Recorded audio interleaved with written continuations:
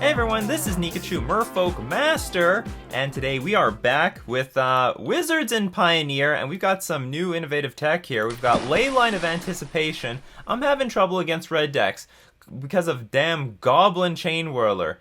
Could flashing it in at instant speed, playing Master of Waves, be the answer? You can't Goblin Chain Whirler what comes into play at end of turn. If you want to see how Wizards is played in Pioneer, don't forget to like, share, comment, and subscribe to the channel, because this most definitely is going to be my deck for Pioneer.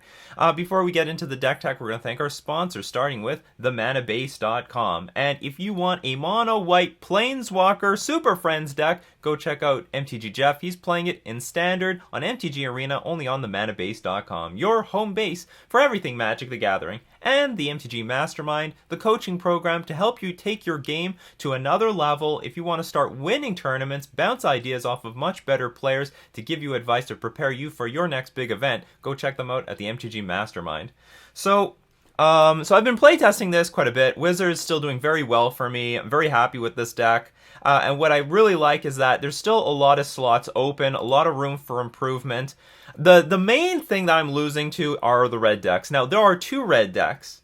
I have to be very clear about that. There is like a red burn deck where it's more heavy spell based, and then there's like red deck wins, which is a much more heavier version with like Kari Zev into Goblin Chain Whirler into Glorybringer. So those are two different archetypes. And the burn one, not too bad. I think I have enough game against burn. Maybe just put some very big creatures in front of their dinky little creatures. Same thing with Master of Waves. But the problem is anyone that's playing Goblin Chain Whirler, and certainly the red deck wins deck, it hurts. It hurts because you play this Master of Waves and you hope to stabilize. You're already down a lot of life. And Master of Waves is the stabilizer. They got out ahead, but once you play Master of Waves, you're supposed to stop them in their tracks.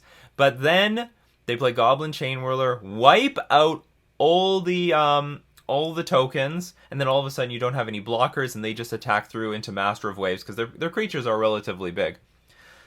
So, can we make an improvement with Leyline of Anticipation? Now, this is a card that has been suggested by a lot of you in the comments section, and I didn't feel like it was particularly mandatory. We play at flash speed relatively well in this deck. Like, I don't feel like I'm lacking things to do at instant speed. Plus, we have Brazen Borrower in the sideboard. But, as some people did mention, Leyline does add to your devotion. If you have two Leylines in hand, still adds to your devotion on the battlefield, so Nykthos is going to... Like, you can go Leyline turn 0, then go any 2-drop, and then activate Nykthos on turn 3 to put a Master of Waves in play. That's crazy! That's nuts. That's pretty good. So it will help with Master of Waves, can help just empty your hand in general, maybe even play Gadwick, draw a card, and then your next Nykthos is going to be enormous. I guess ramping into Tempest-Djinn is not that impressive, because you're only going to... If you have Nykthos on turn 3, then you only have like 2 islands out, and it's a turn 3 play anyway, so who cares? What else can I say? But anyway, playing Master of Waves at instant speed, is that going to help? Playing these things at instant speed, not a big deal. Although, Tidebinder Mage at instant speed might be nice. Flashing in Siren Stormtamer at the right time at instant speed might be nice. Flashing in Thassa at the right time might be nice. But being able to flash in Master of Waves, that should be a whole different deal. That should help, like, a ton. Just a ton against the red decks. They can't play Goblin Chain Whirler after we play Master of Waves at end of turn. Or we just ramp into Master of Waves really quickly. Like, sometimes they go, like, Mountain Mutavault, and Mutavault is a good tell that they're on the red deck wins plan, and then you could just easily go Nykthos, Master of Waves, you have 5 devotion, put 10 power on the 12 power on the board with Master of Waves included. Should be pretty good. So if we want to really lean hard on this Leyline of Anticipation plan, I'm going all in on the 4 Nykthoses. I'm a little concerned the legendary land is going to screw me over a little bit. Maybe I want 25. I'm also concerned that 4 Leyline of Anticipation might be too much. Drawing this later in the game is going to be terrible. It's going to be really bad. Hopefully Gadwick drawing extra cards is going to compensate for that. But anyway, we're playtesting. I've been trying out a lot of things. Unfortunately, no Naban here. So Naban could be a win more card.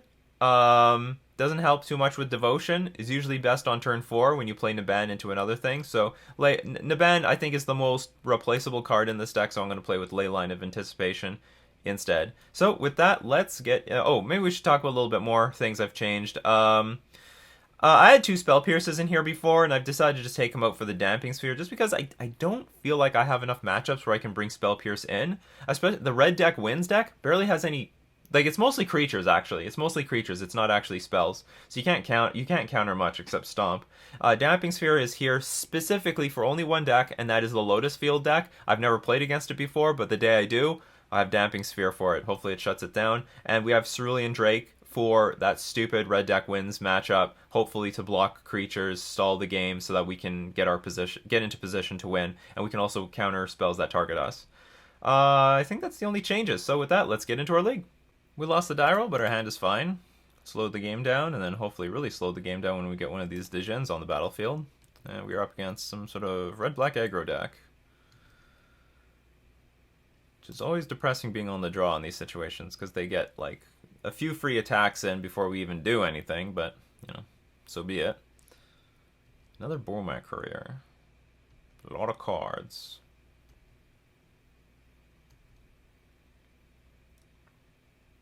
It's coming at the wrong time, but whatever. Okay. We're just most definitely going to just Trickster one of these. Probably this one.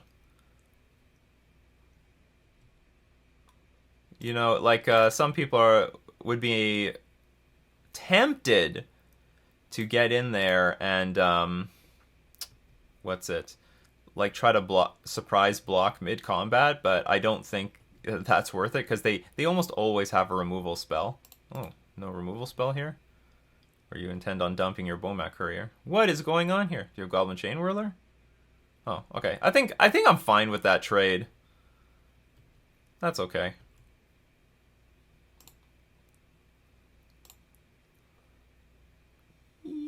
Yeah, we're gonna play a Genie. So this still might be like a red deck wins like deck for all I know. Thought sees us.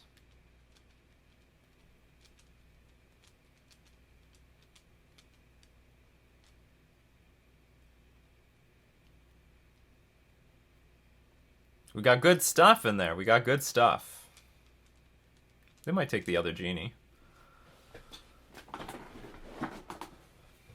If they attack with Goblin Chain Whirler, I'm not going to block. It represents that they have Stomp in their hand.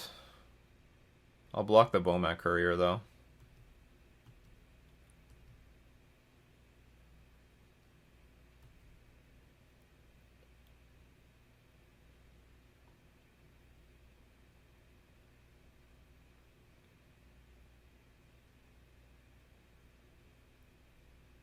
What does it mean?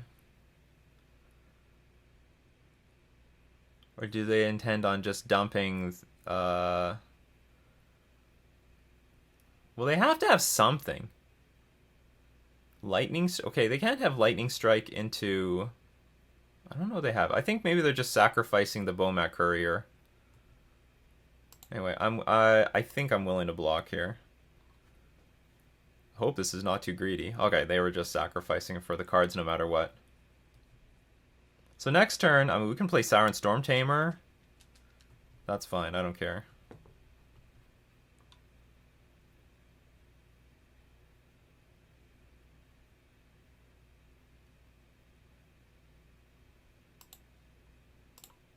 I'm going to play Siren Storm Tamer and pass, and we've got Wizard's Retort up.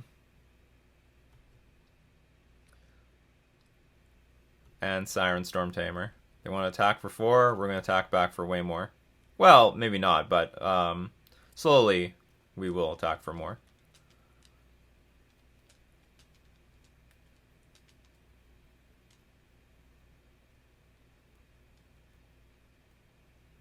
I guess I don't really want to bounce the Chain Whirler back to my opponent's hand.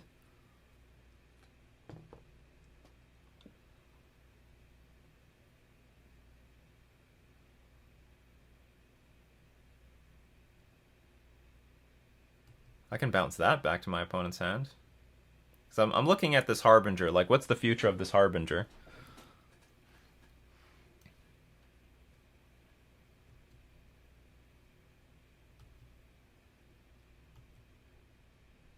Okay, we'll take a few shots from this thing.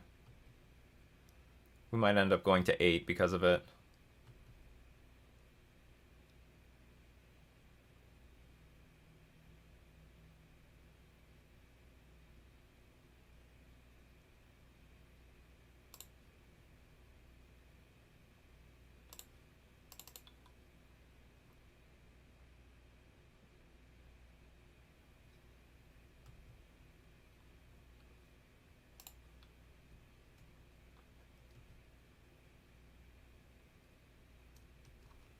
I sort of want one more land so I can like play this Thassa and still have Wizard's Retort up.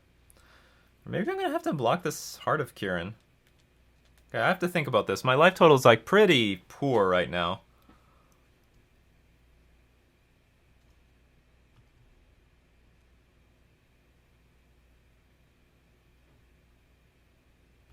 It's not getting better.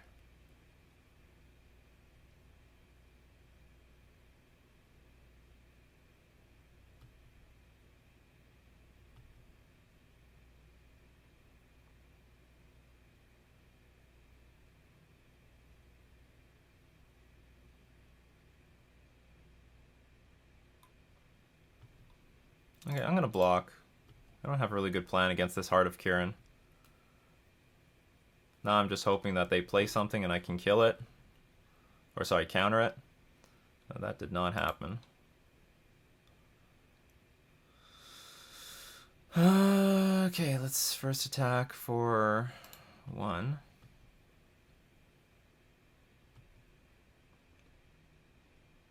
I can take 5. Okay, that's fine. I'll take 5. Really want to hit. I really want to like Wizard's Retort like a Glory Bringer or something.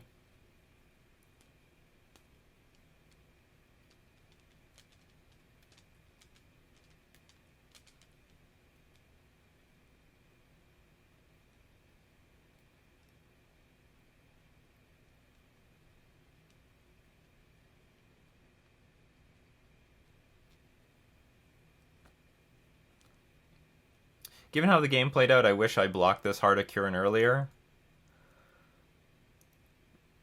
But I was sort of hoping to draw another land so I could play Thassa and have Wizard's Retort up. Because if that's the case, then I think I could attack back for more in future turns, but that never happened.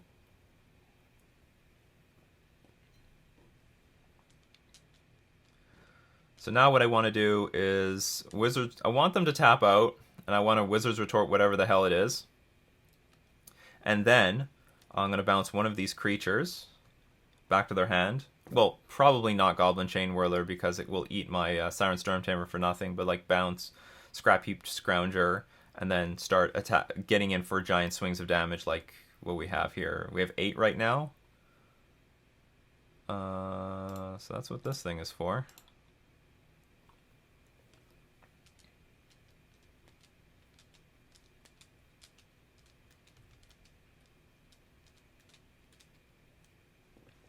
No blocks. We go to 6.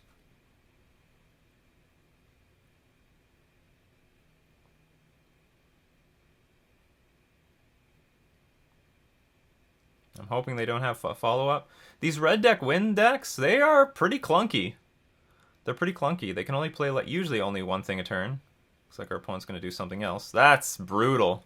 Oh, that was good for them. Now I don't want these at all.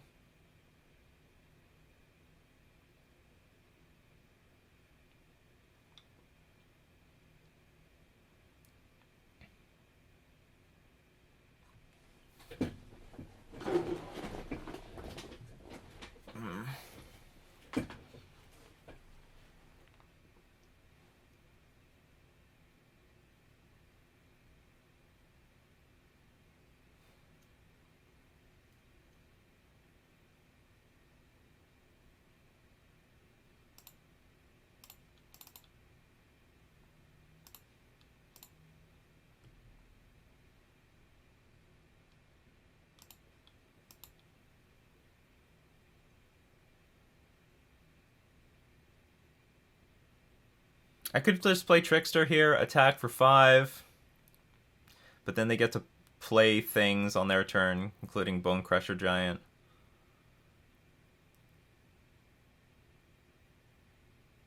I mean, I don't... okay, we're gonna see what happens. I'm pretty vulnerable to removal right now. I'm like really vulnerable to removal. Attack for 5, go to 12. I still don't have any particular chance of winning the game. Probably my best bet is like Trickster this Goblin Chain Whirler. And then wait for the next turn. If they... Yeah, like, they've got removal. They have removal in their hand. So they're attacking with the intention of, like, killing one of these things. I think.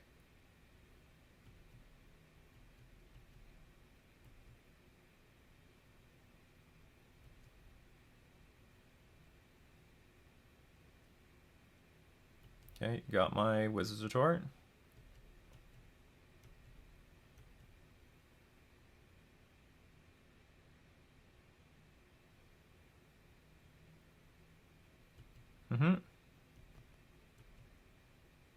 Alright, let's get some gas here. This is the point of the match where it's time to turn it around. I guess... Okay, hold on. I attack for 4. They go to 11. It's not lethal. This can help buy me another turn. I don't know if that's something I want.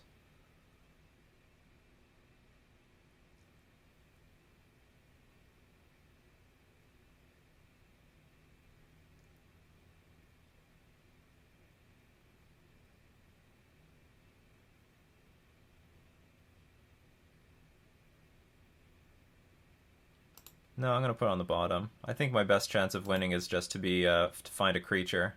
That is not a creature at all.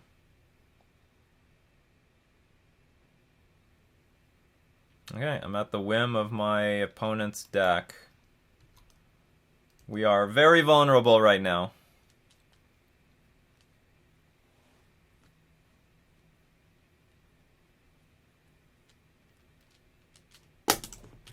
Opponent being at 15 is just a little too high.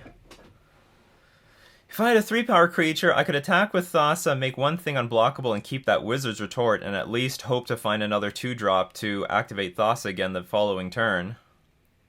But I can only attack... Like, I can't make these both unblock... Well, first off, I need to chump block something here.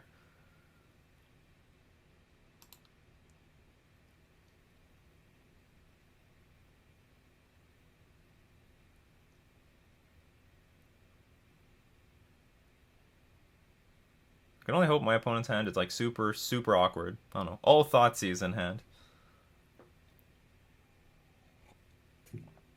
That's another thing against the Wizard's Retort. It's it doesn't play around Thoughtseize.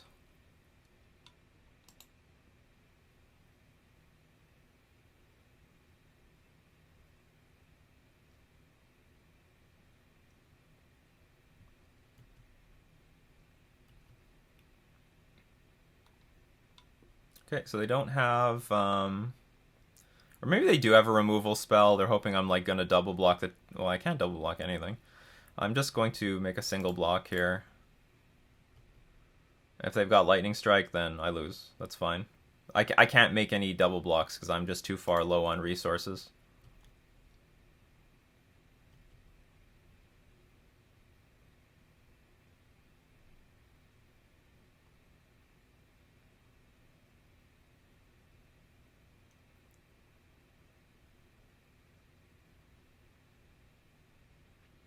But I don't know why they would have Lightning Strike. Easy is just kill one of these things, attack with both, and I'm effectively lost.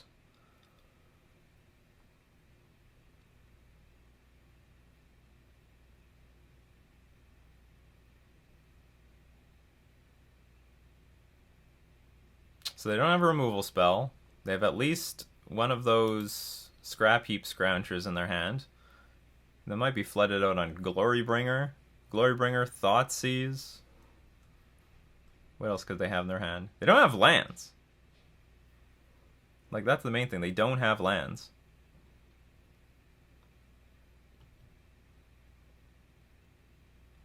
Two Scrap Heap Scroungers. Okay. Come on, Master of Waves. That would be pretty good right now.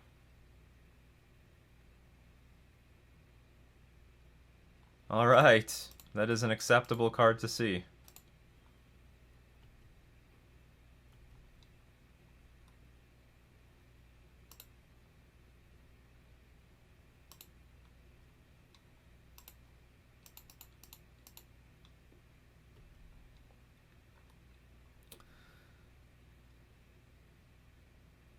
Okay, what if there's another Goblin Chain Whirler? What is the best way to play around this?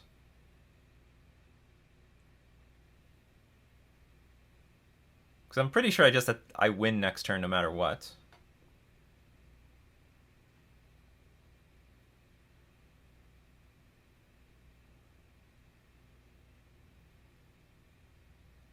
These things can't block, so I don't have to activate Thassa. So if there's a Goblin Chain Whirler, this blocks Chain Whirler. These two can block here. What about a Fatal Push? That's got to be in their range. But they didn't play that last turn, so they don't have a Fatal Push. Just attack for 5.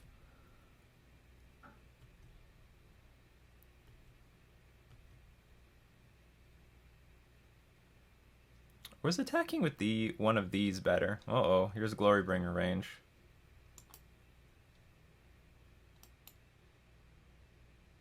What's happening here? Chandra. Okay, that's not good enough yet. That can deal 2 damage to me. Uh-oh. Okay, there's the Chain Whirler. So we'd prophesized. Well, that's not good. So everything attacks. I block Chain Whirler. I lose everything else.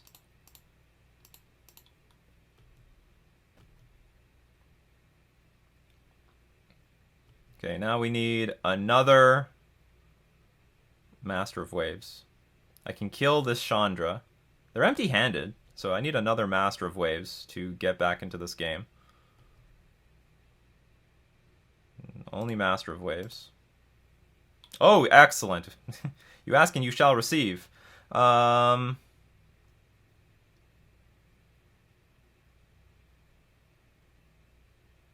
Oh no, I just died of the Chandra. Damn it. I can't kill the Chandra this turn.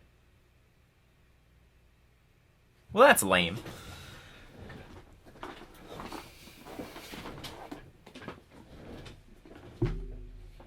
In retrospect, attacking with this Thassa was wrong. I could attack with just one of those stupid creatures, leave Thassa up, because I still had Devotion and I could block the Chain Whirler, so I screwed that up too. Okay, so I'll just concede. I can't beat a Thassa. So I can't beat the Chandra. You know, this deck has all the ability to win, but it's very hard. It is hard. It's a deck that requires tight play, but I mean it's all here in the deck. All right, so let's bring in Cerulean Drake. Let's bring in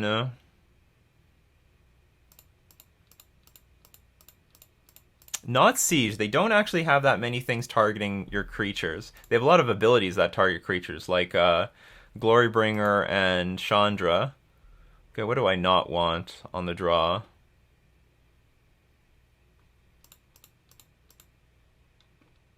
I might want Thassa in this matchup, because this is not Burn. This is Red Deck Wins. That's a different deck.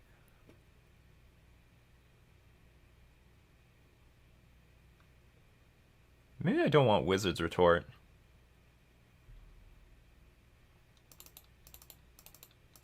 Crazy that sounds. Or maybe I just don't want any of the 1-drop creatures that gets eaten up by Chain Whirler. That's very frustrating. Okay, we'll just go at it like this.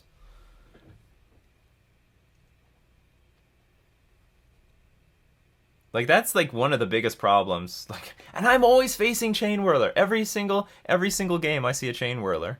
They don't have any like card selection. I have to mulligan this. This hand sucks. We're gonna keep it though.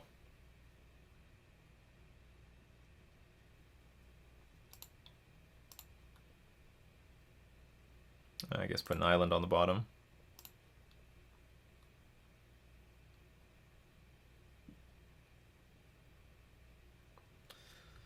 Drake might not be that as good in this matchup because they're playing with Scrounger, which gets around this.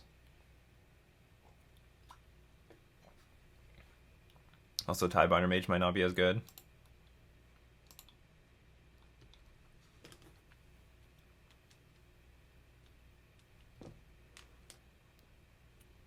Let's put up a defense.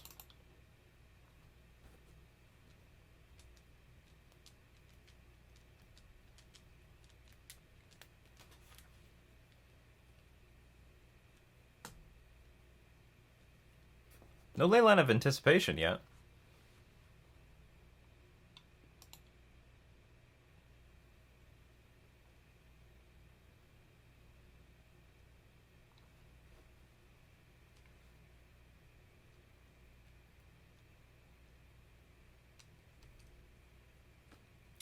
That sucks.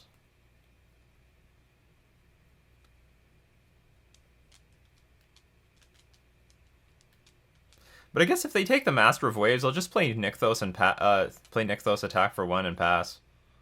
We just hold up Wizard's Retort for the very first thing that they want to play.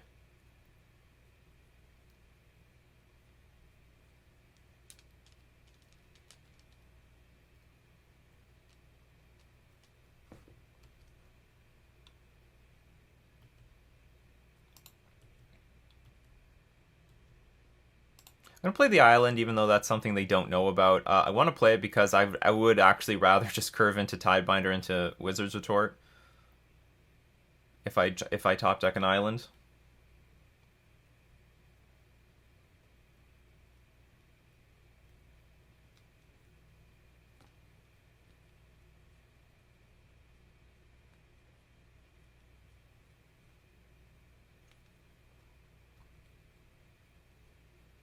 Oh, I just realized that I could have sacrificed the Cerulean Drake on the Thoughtseize. It says, protection from red, sacrifice it, counter any spell that targets you, not just red spells. So in that case, I actually wish I did that. But we'll just live with our mistake.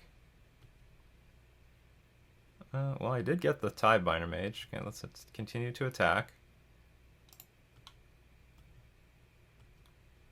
Just play Nykthos and pass. So, like, for example, if they play a red creature, I'll just, like, Tidebind it down. Heart of Kirin, sure. We can't beat Heart of Kirin and Scrap Heap Scrounger, but whatever.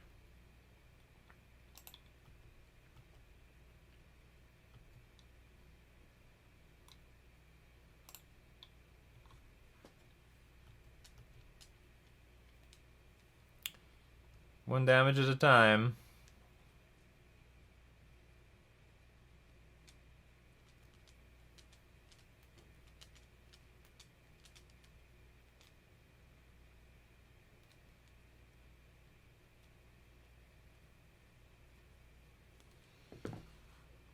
Yeah, I think this is worth Wizards Retorting. Or is it? Maybe not. If they play the 4-3, okay, that's fine. Then I'll Tidebind it down and still have Wizard's Retort up for something. Particularly like things like Chandra, things like Glorybringer. Those things are tough.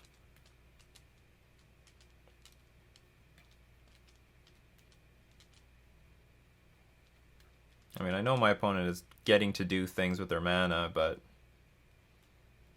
I have to be very careful about my resources. This Tidebinder Mage cannot deal with a Chandra, for example.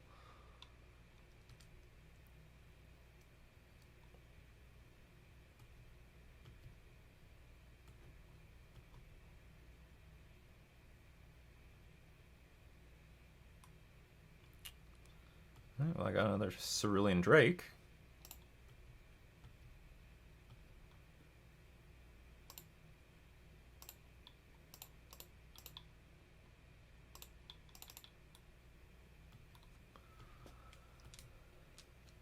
Okay, no Fatal Push. I mean, I don't know exactly what's in their deck, but I can assume that Fatal Push is one of the cards. If only this Drake could protect a creature that we have from red spells.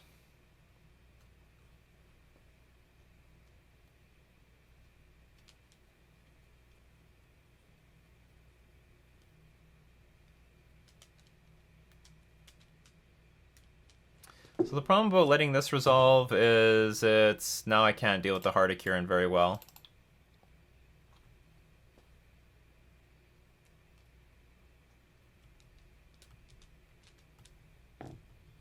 Come on, creature.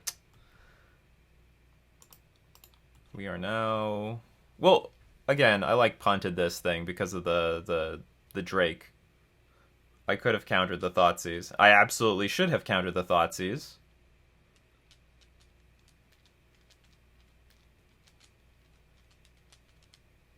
I could have a well, I don't know. I would have a Master of Ways in play, but they would have this Goblin Chain Whirler for it.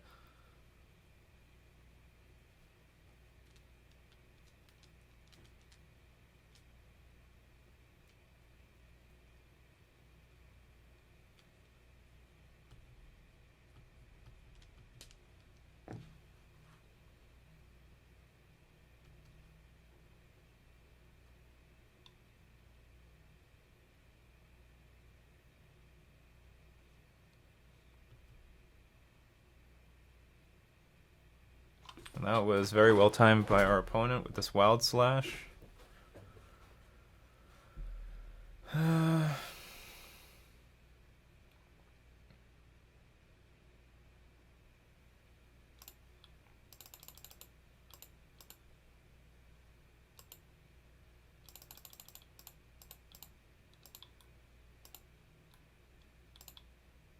let's just add, let's refill our hand.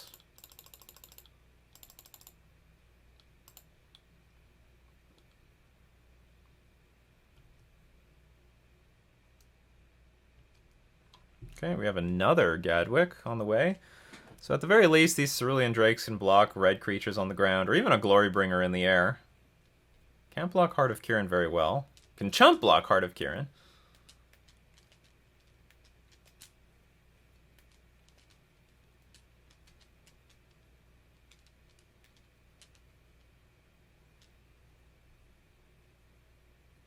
Okay, there's a Glorybringer.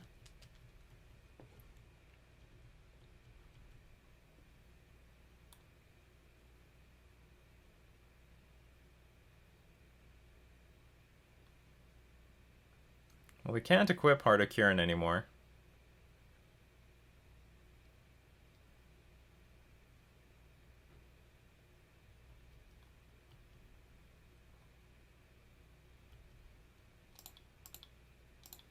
Maybe I am actually going to get back into this game. Because I have another Gadwick on the way. I can bounce... actually, I would prefer to have bounced that Goblin Chain Whirler.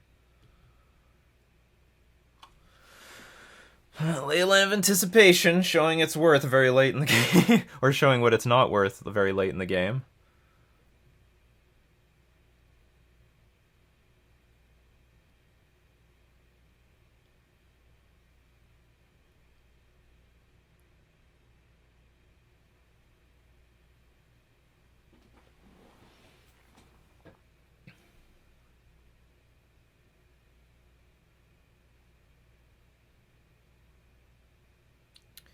Okay, I'm going to play a Leyline. Then we have, because now we have the ability to play Harbinger at instant speed. Or even a Drake.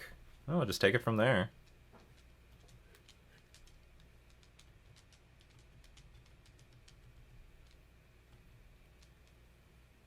Leyline can help add Devotion. Cerulean Drake can potentially help add Devotion. Another Glorybringer? Chandra? Okay. It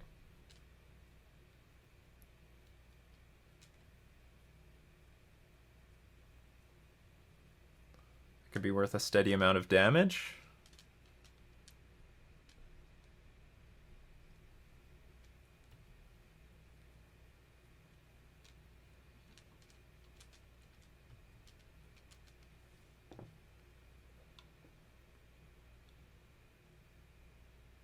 I'm probably just going to bounce Glorybringer at end of turn. Make my opponents suck up 5 mana to recast it.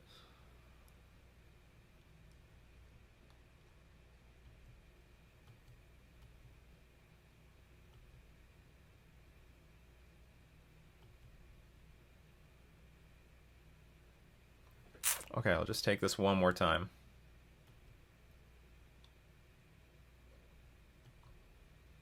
I promise, just one more time.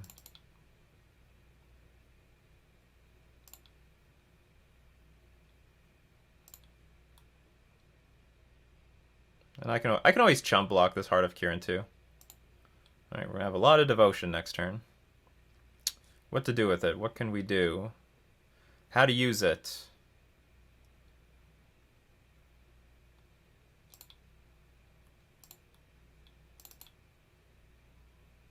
Six.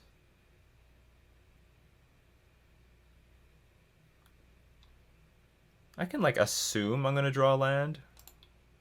Maybe I'll draw even a Nykthos so I can replace it, and then we can add more devotion, really empty our hand at instant speed.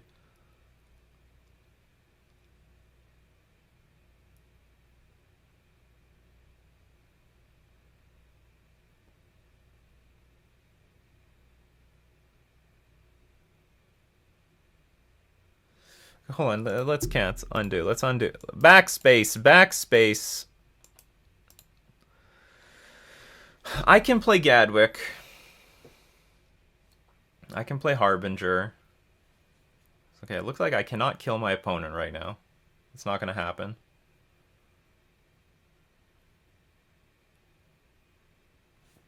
Do all these things add up to a victory? 5. It is, actually. Because if I play Gadwick and then just empty my hand, tap everything down, I could potentially win that way.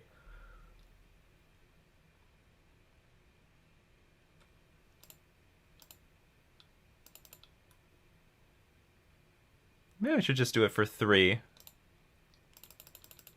It's not a lot of cards, but it gives me the ability to play Harbinger and Cerulean Drake on the same turn. If I draw land. I don't. Hand is a bit awkward, but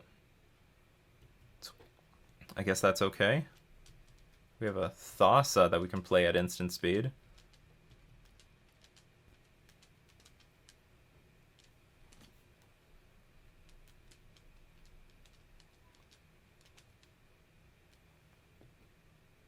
Okay. They find Chain Whirler. Okay, that's fine.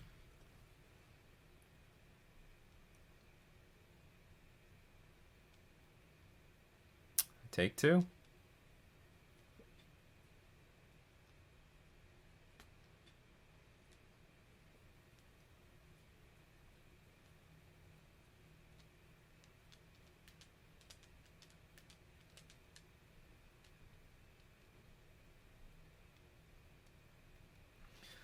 So what if they play Glorybringer?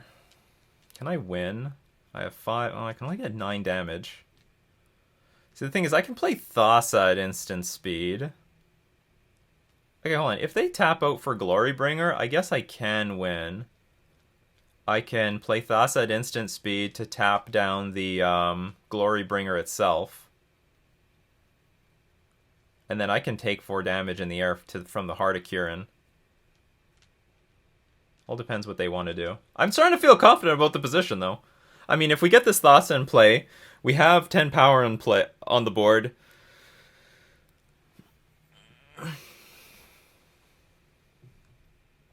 And then we just win. Never thought that drawing Leyline of Anticipation super late in the game would matter. Turns out it matters. Okay, they're going for the Glorybringer play. Because Glorybringer, if it exerts, is not good. Can eat up the Gadwick, and then I only have 9 power in play.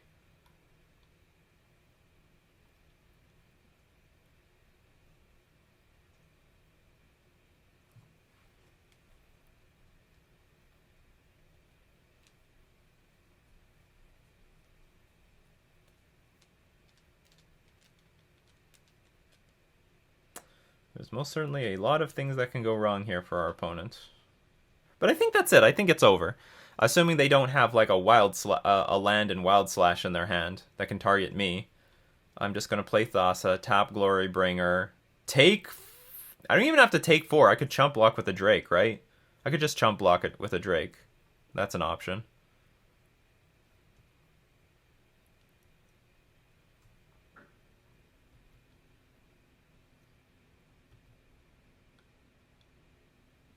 Because Gadwick, whenever you cast a spell, it taps things down. Here we go. Tappy tappy.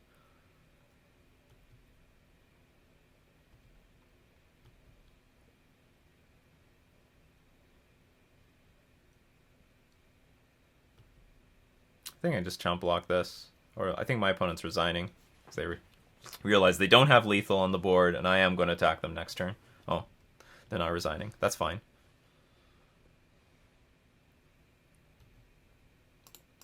Block with a Drake.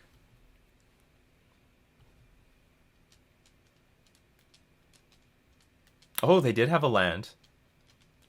Okay, but they didn't have the Wild Slash. They could still Wild Slash this Harbinger. Oh, do you know what's better? Take 4, and if they try to Wild Slash me, then I use the Drake. That's the most accurate line.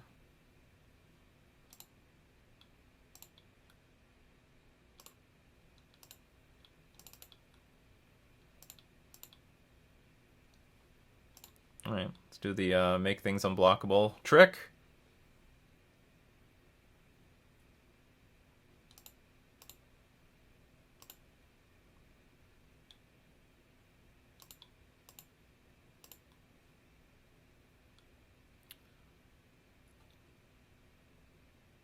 My opponent might be just trying to make us use up our clock because they're lower on time. All right, so let's go into game 3. Do I want to change anything? Does Siren Stormtamer get better on the draw? Probably not. I'm wondering how. I want to bring in Brazen Borrower. They're a sort of a clunky deck, but at the same time, it's still a 1 toughness creature that gets eaten up by Chain Whirler. That damn Chain Whirler! My god, did they design that? That card, I guess it was designed very well. It's very frustrating to play against. I'll just run it back. So as we see, in the bigger, when the decks get bigger and more creature-oriented, Thassa is good in the matchup. Thassa's just not good against these low-to-the-ground heavy burn decks. Excellent! They're excellent! This is almost perfect. We just need a 2-drop. We actually have nothing to do on turn 2. We're going to keep this, though. This is almost the dream. Our opponent mulligan to 5. That's some good news. We just need a 2-drop. This needed to be... Oh, I should have sided this out for something else. I don't know what. Wizard's Retort on the draw is pretty bad. Or maybe not. Maybe Wizard's Retort is worth more in a deck that's playing with Leyline of Anticipation because I always have mana open. Okay, don't... I better not tap out for any stupid reason.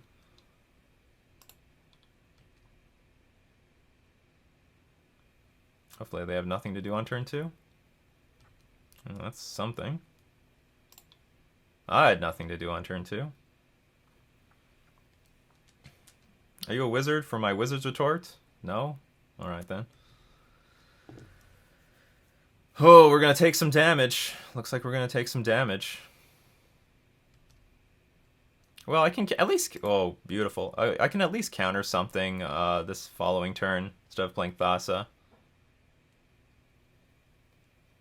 I can take 4 a few times. Master of Waves will take over the game. Absolutely will take over the game.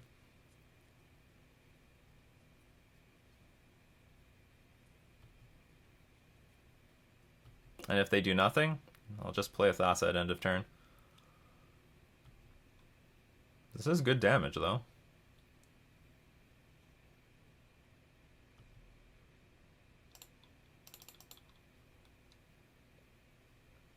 I guess I need to find an answer to this Heart of Kirin.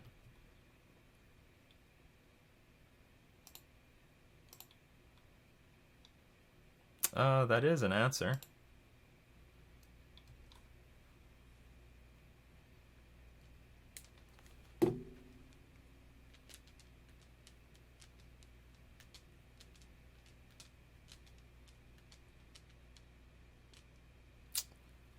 That sort of sucks. But okay. I need to play something this turn or I'm not going to be able to compete on the board at all. They might take one Master of Waves. There's some good news. If they take a Master of Waves, next turn I can play Nykthos. Oh, they took this Dijin. I guess they decided, okay, we're racing. There's no other way this game is going to go.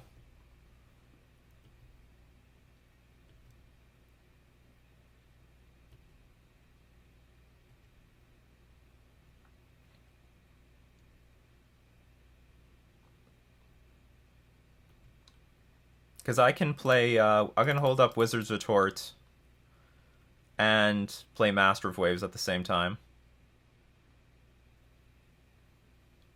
Stomp me, sure. Not good enough.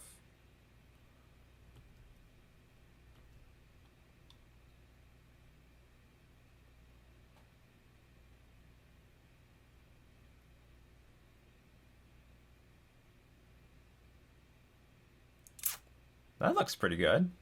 Maybe I should keep this. I can block a Heart of Kirin.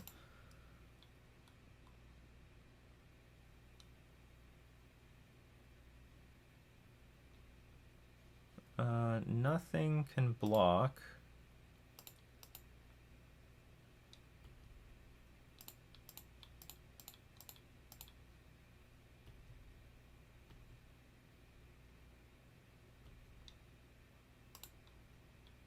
Yeah, I think that's it. And then if they try to play any spell... Oh, I could have just killed them. I had way more power than I thought I did. Alright, so that was a slight misstep there at the end, but we still get the game. Alright, so we won the match. So that's nice. I'm happy that this Cerulean Drake did something. It was the equalizer for this matchup that I think is bad, and I'm trying to turn it around. So getting some more... And I'm starting to get some victories in against this deck, so being able to turn the tides against the red deck wins deck. And Leyline of Anticipation. This card for sure is helping. Playing Master of Waves Flash Speed, playing Thassa Flash Speed. I mean, one of the reasons we won the game last in game 2 was because we played a Thassa at instant speed, and with Gadwick tap down our opponent's Glorybringer. We had it. Anyway, I still got to play tighter. This deck has like a lot of nuanced interactions. Got to play accurately. But it has all the wins available. It can win all the games. So anyway, that was round 1. Let's move on to round 2. We lost the die roll, but we have a pretty good hand. Turn 1 Siren Storm Tamer and two Wizard's Retorts, and I think we're up against Blue-White Control because that's the dominant number of decks that are playing with Castle Vantress. And if you're playing a deck with islands like I am, then usually you play this later. You don't have to expose it so quickly.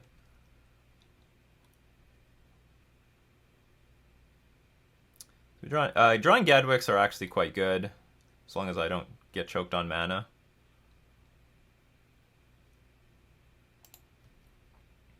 If my opponent plays Blessed Alliance, I'm just going to lose my creature.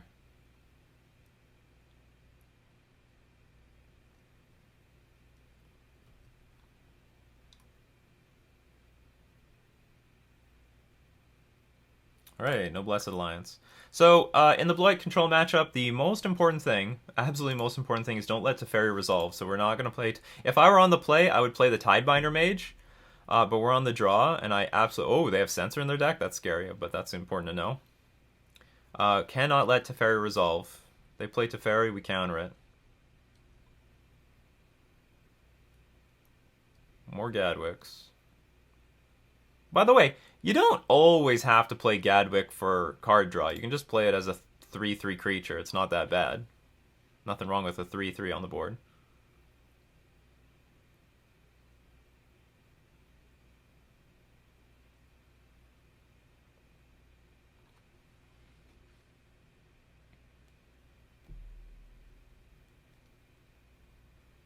I should say that in the Blue-White Control matchup, I usually lose game 1. I'm going to be honest, I lose game 1 pretty often. And that's okay, because I intend on winning games 2 and 3 very, very often. But, like, game 1's sort of tough. we've got, you know, we got stuff going on, but it's not perfect. But games 2 and 3, we're going to be bringing in the good stuff. We're bringing in more flash creatures like Brazen Borrower. We're bringing in good stuff. Anyway, I'm still holding up. I'm waiting for our 4th land. I'll play a Tidebinder Mage and hold up Wizard's Retort. This is... Actually, playing Tidebinder Mage doesn't guarantee anything.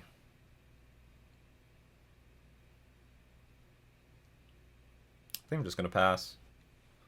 I'm going to wait for another land so we can play Siren Stormtamer. But really, countering these Planeswalkers are really important. If any Planeswalker hits the battlefield, it's pretty bad. Okay, they're getting rid of all their sensors. Fine by me. Or maybe now they can play Teferi. Small Teferi. No, they're just going for big Teferi. It's fine. Now we can play the Siren Stormtamer and hold up Wizard's Retort. Because there's a risk. You play Siren Stormtamer and they counter it.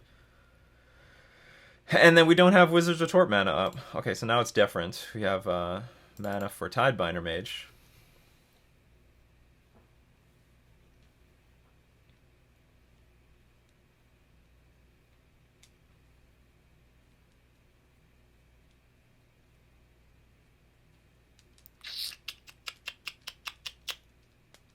That sucks. Okay, I'm going to let Tidebinder Mage go, and I'm hoping that we're not going to see Small Teferi after this, but I have a feeling we are. Or maybe they were ready to fight a counter war. Maybe that's what was going on. So we're very close to the situation where our opponent, if they try to play a Planeswalker or something, if they tap out and it fails and we get to our turn, we're just going to tap out for the maximum with Gadwick if we can.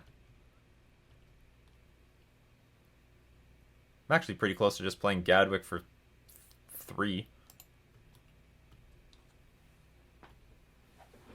They have to have a counterspell in their hand. They have to have a counterspell. They have to have a counterspell. They have to have something. Yeah, let's start playing a Gadwick for, like, measly value.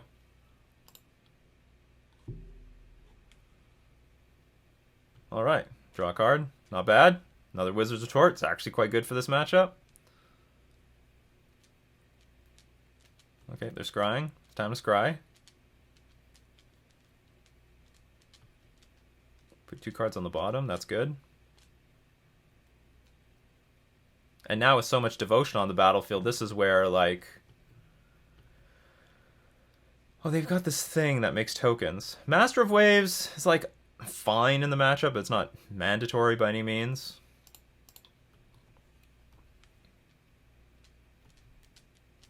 No blocks. Okay, do we go in for more?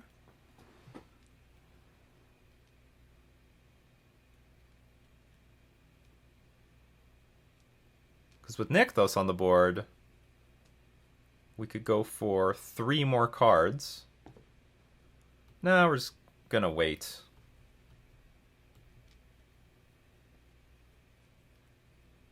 Okay, I guess they're scrying for a Supreme Verdict.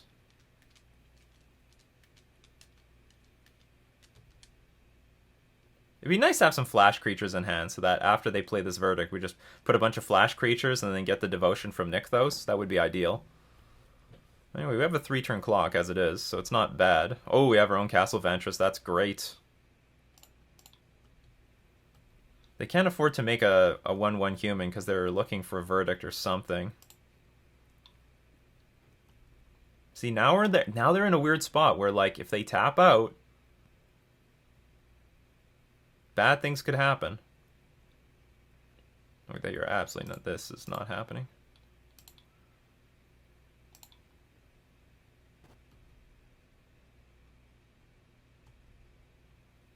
I assume this is going to get countered.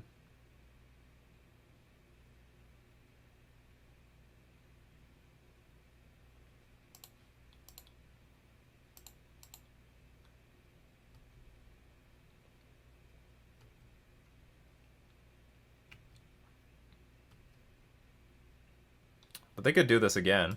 But then, Then we attack for 4, play Gadwick, draw a million cards. Oh, damn. Did I screw this up? I can't use my Castle Vantress now. Okay, so... Well, I have a feeling this means absorb or something. Oh, not anymore! Now all we have to do is just play around, what's it called? Do they still absorb up? No. No blue mana. We just have to play around. Censor or Syncopate?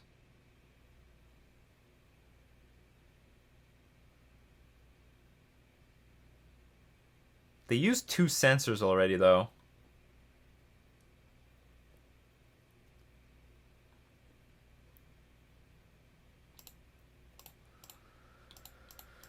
I'm just not going to play around. I'll play around a Censor, but I won't play around a Syncopate.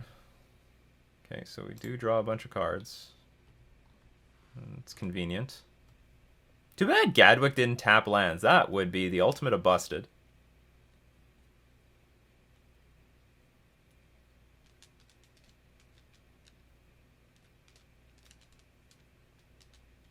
Yep, that happens.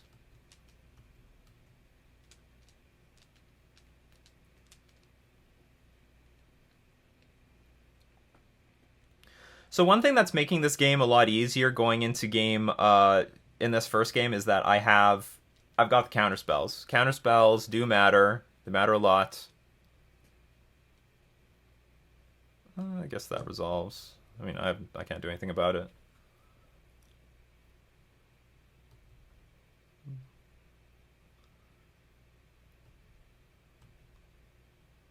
With the trigger on the stack, I'll flash in my Trickster.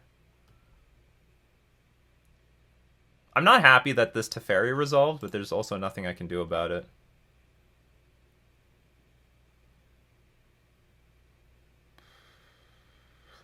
I'm in a situation where,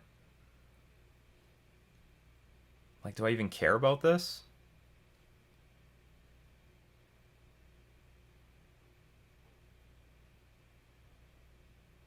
Okay, I will attack the... I'll attack Teferi. So that if Teferi wants to tuck something away, it's going to have to sacrifice itself. Okay, now how to best utilize my mana, because I do want to draw a million more cards off of Gadwick, and I also would ideally like to play a Master of Waves this turn. Could play Merfolk Trickster at end of turn.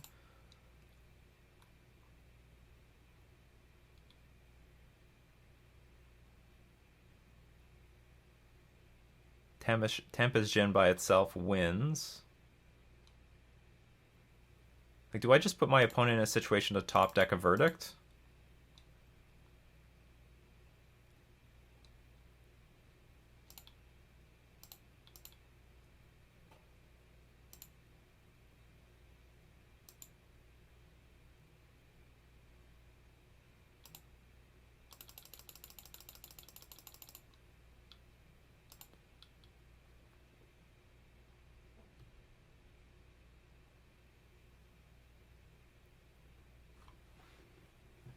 Drawing cards is good in this matchup. Oh, you want to draw a card? Sure.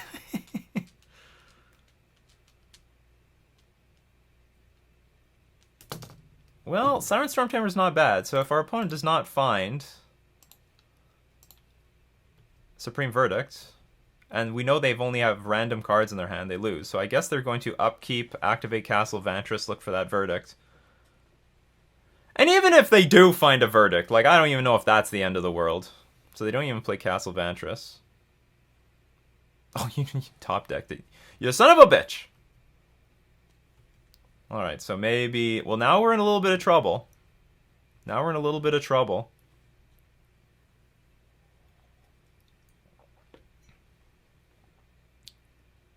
This is definitely how things can get out of control.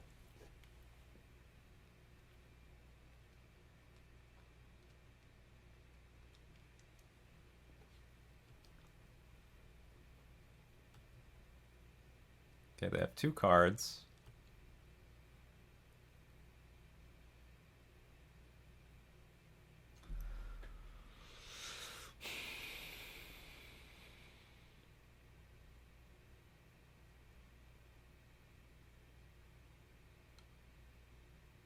Well, I have enough mana to empty my hand and just hope for the best, so I guess that's what I'm going to do. Because I can't do anything else.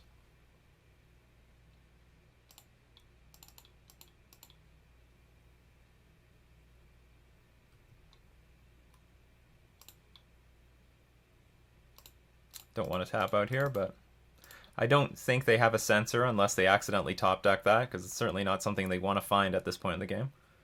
But like even in this position, they can bounce something with Teferi. They can bounce. Oh, they found another verdict. Okay, I think we're done here. We're done here. Okay, so that's game one goes to them. That's okay. Happens all the time. Game one is tough. Somehow I don't know. I just don't have the tools going into in game one. I just don't have the tools. Or maybe if anyone can find a better line for me, I'd be happy to hear it.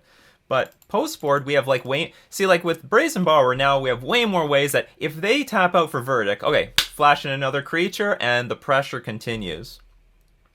Mystical Dispute hits all the important things. For 1 mana, we can counter the small Teferi, the big Teferi, the Dig Through Time, all the important cards countered by Mystical Dispute, and that's it. That's all we need to bring in. Leyline of Anticipation, is that really that good?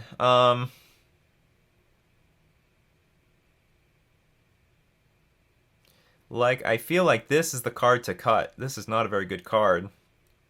A lot of our stuff... okay, we'll play with a few. But I don't really believe in this card. Well, maybe it's good. Maybe it's good. Maybe it's better than I think it is. We'll get rid of 3 Tiebinder Mages. But this is definitely not a card I want to flat out on. It's not a threat.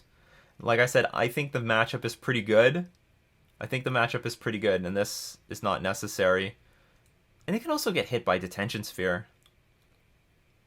Especially if we have multiples. Okay, we'll try it. I've never tried it in the matchup, but I don't think it's necessary. Like maybe it makes the deck better, but in my mind, I think maybe it's going to be a liability. Having things like Tidebinder Mage, it's still a threat. It's still a 2/2 creature, adds Devotion for Thassa. It's not bad.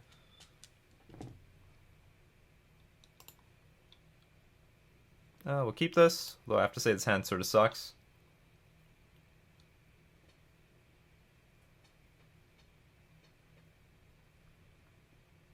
But at least we can go turn 2 Harbinger, turn 3 Tempesion, and then if they want to play Baby Teferi, we can kill it. This hand sucks because it has no counter magic and has nothing at flash speed. Well, I mean, it has Harbinger, but that's at 4 mana. I would have appreciated that earlier.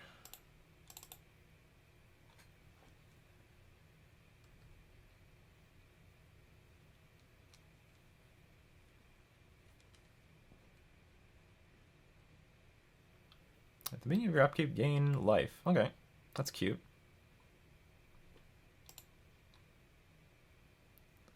It's very cute.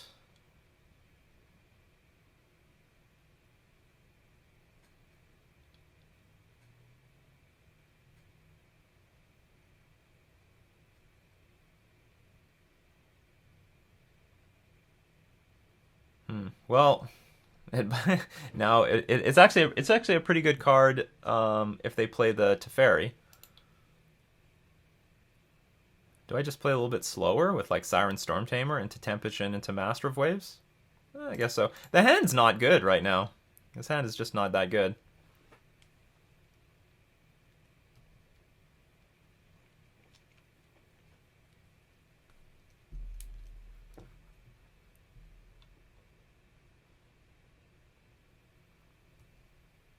Gadwick's okay.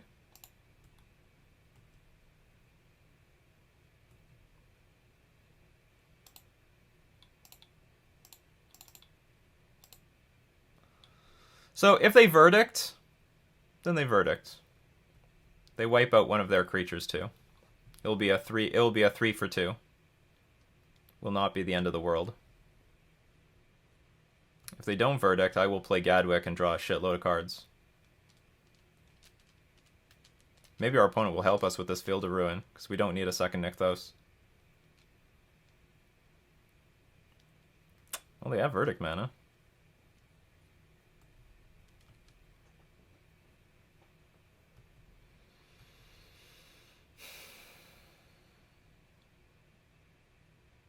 Mystical Dispute.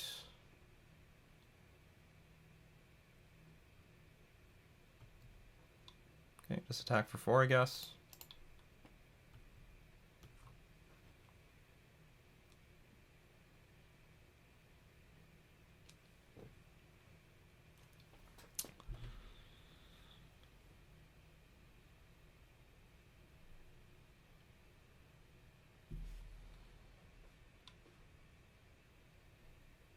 You know what I should have done? I should attack with this Harbinger, and then if our opponent plays Blessed Alliance, I can just sacrifice the Harbinger. Actually, maybe not. Maybe I want the Siren Storm Tamer. We will add a mana, I guess.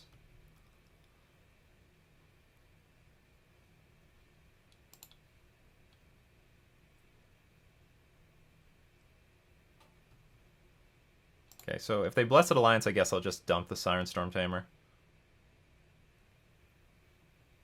Ooh, no, that's not going to happen. I'm going to keep that.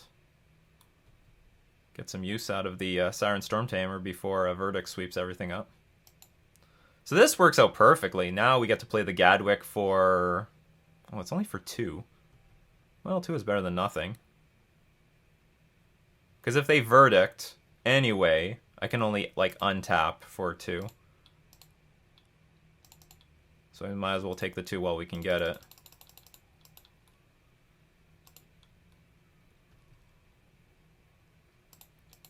Played my land already. So we have Mystical Dispute for a Planeswalker now. And we get to tap down the Nyx Fleece Ram. Oh, they have another Field of Ruin.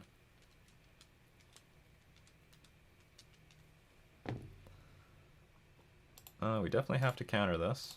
Or attempt to.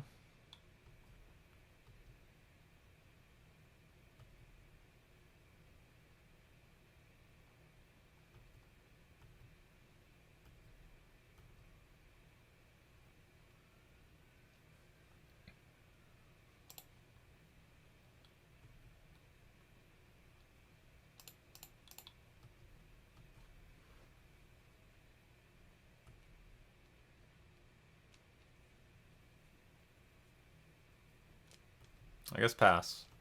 I do have the ability to play Harbinger at the end of their turn. Because they're going to cycle something? Well, they didn't want to put target attacking creature on top of my library anymore.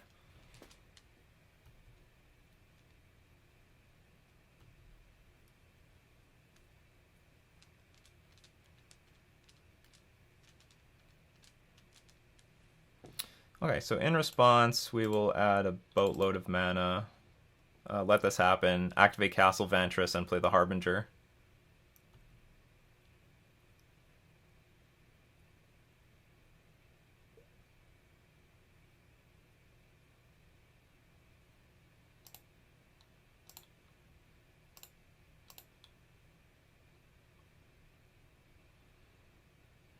I like both these things, and we know they don't have any more Verdicts left, so we'll put this Wizard's Retort on top. And we'll put... Actually... Oh, I want to switch that! Undo. Undo. Why can't I undo that? I screw that up all the time. So I want both of them.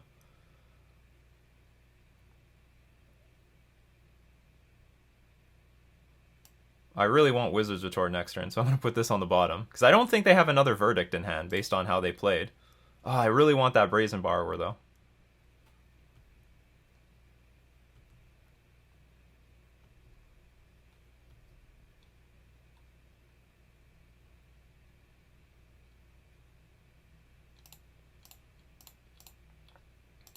So I'm going to do this pre-attacks, because if they try to play Blessed Alliance, I'm going to lose the Devotion.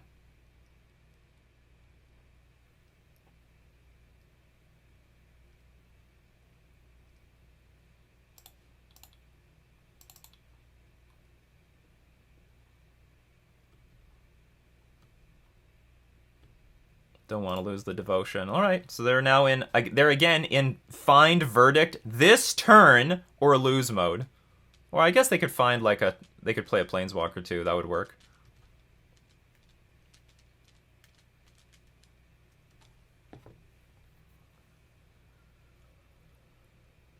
Okay. Attempt to kill Teferi. Oh, I should play the Master of Waves pre-combat. Again, because of Blessed Alliance and other garbage like this.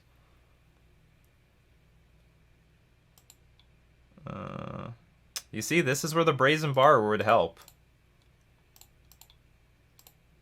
Because now, if they Verdict, I can flash in Brazen Borrower. Okay, pass. Or even still have Brazen Borrower. I wouldn't play it... maybe I would play it underneath their counterspell.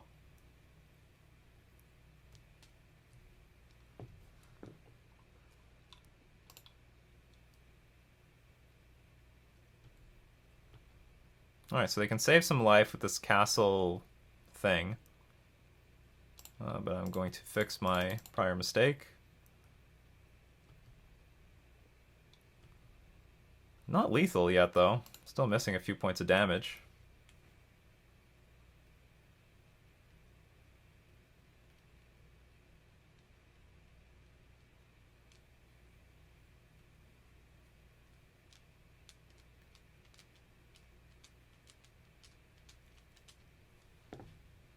Damn. Okay. But I did play Master of Waves at the right time this time. But we're vulnerable. We're pretty vulnerable. This is not a good spot to be in. They put a card on top of their library. That's not good. Why can't I take back that why am I not allowed to take back that like that those scries?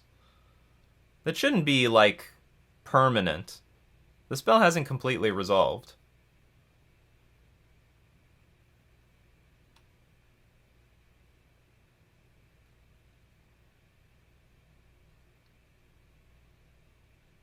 I think we're about to lose this unless I can top deck a Gadwick. If I can top deck a Gadwick, we can come back. But this is not where you want to be. Wow, that was a terrible turn of events.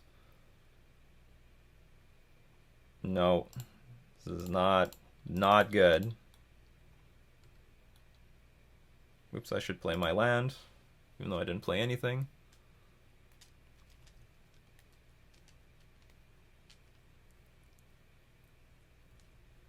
Big Teferi.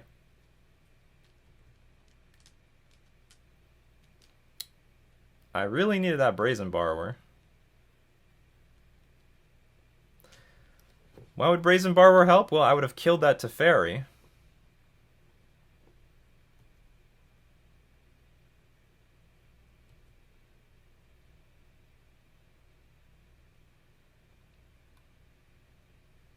Genie's nice, but these Teferis are gonna, like, eat it up. I'm gonna attack the big Teferi. So that if they want to tuck away my Genie, it will kill them. Okay, they make a token. Reasonable.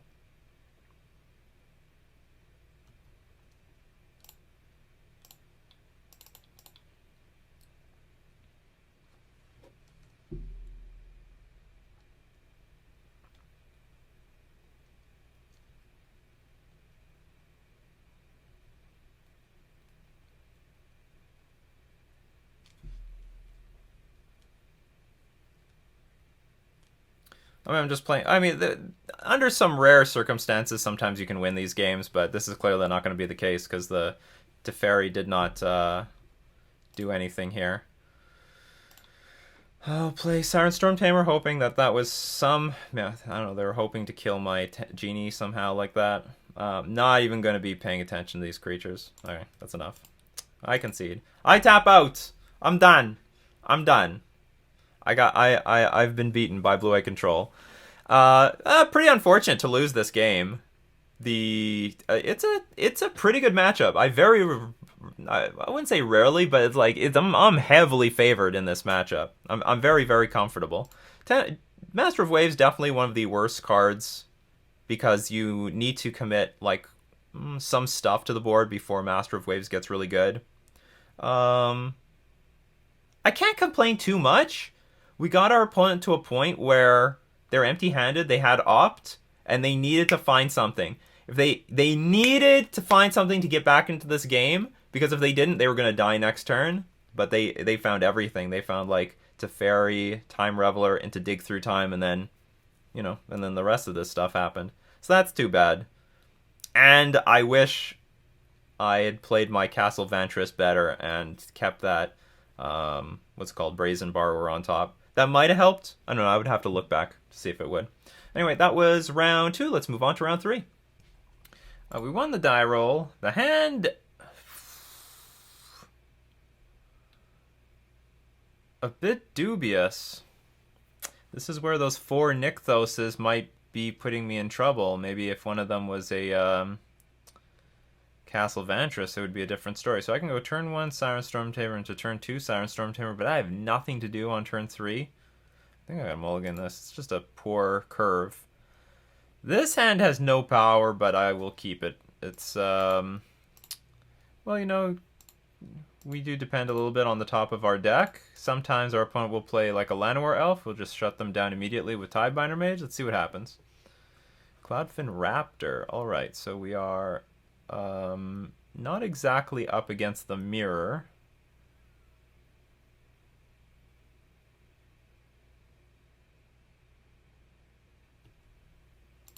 Okay, we'll attack for 1. Our opponent won't block. I think the best thing to do is play Tidebinder Mage here. Well, the other option is I play Trickster on their turn to hit this Cloudfin Raptor, make sure it's not going to evolve. Because our opponent could certainly play a Trickster of their own. That's tough. Maybe I'm just going to play this Tidebinder Mage and pass. I don't have to worry too much about a Trickster. I do have the Siren Stormtamer, but it's not like I want to exchange Siren Stormtamer for it, you know? Ooh, their own Siren Stormtamer.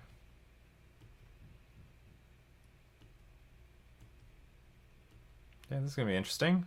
Might be an interesting slugfest. Ooh, I got more Merfolk Tricksters. That's convenient. Do I want to keep my Siren Stormtamer now?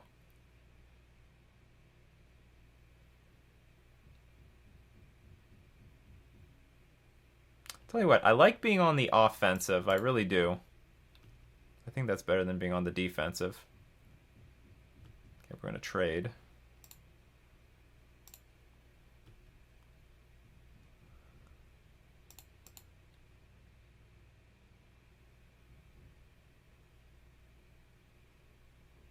I think at upkeep I'm going to tap this thing down. And the reason for this is if my opponent gets a 3 mana, then they could have... pretty common in the Devotion decks are the 3 mana it's not exactly mana leak counter. It's the fairy that counters stuff.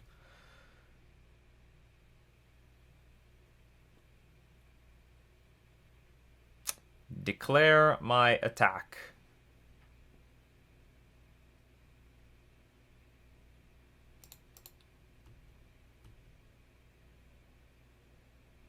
Okay, no blocks.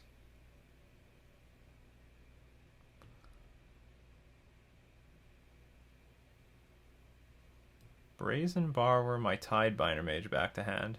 I think I'm okay with that, and I can just replay Tidebinder Mage and hold up the Merfolk Trickster. Or maybe I'm just going to play this Merfolk Trickster. Okay, so anyway, Tidebinder Mage goes back to hand. I attack for 2 still. Still, I'm the aggressor. I'm the aggressor here. It's hard to play Master of Waves because they could just play Merfolk Trickster and then nail it. So I'm going to pass. I guess I do nothing here.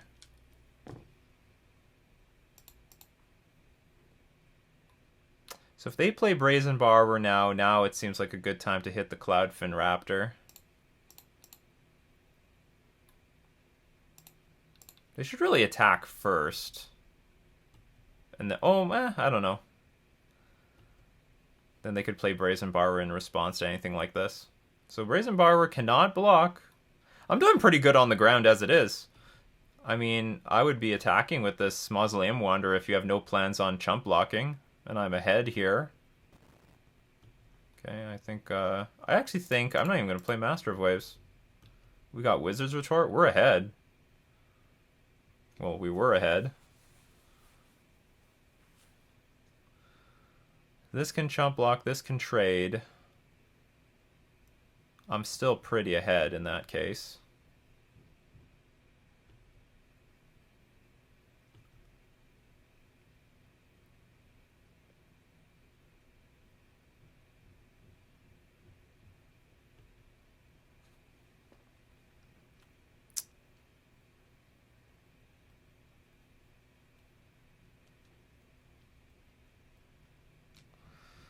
I am a bit concerned about like playing Master of Waves and then they play their own Master of Waves and they have like a few more tokens than we do.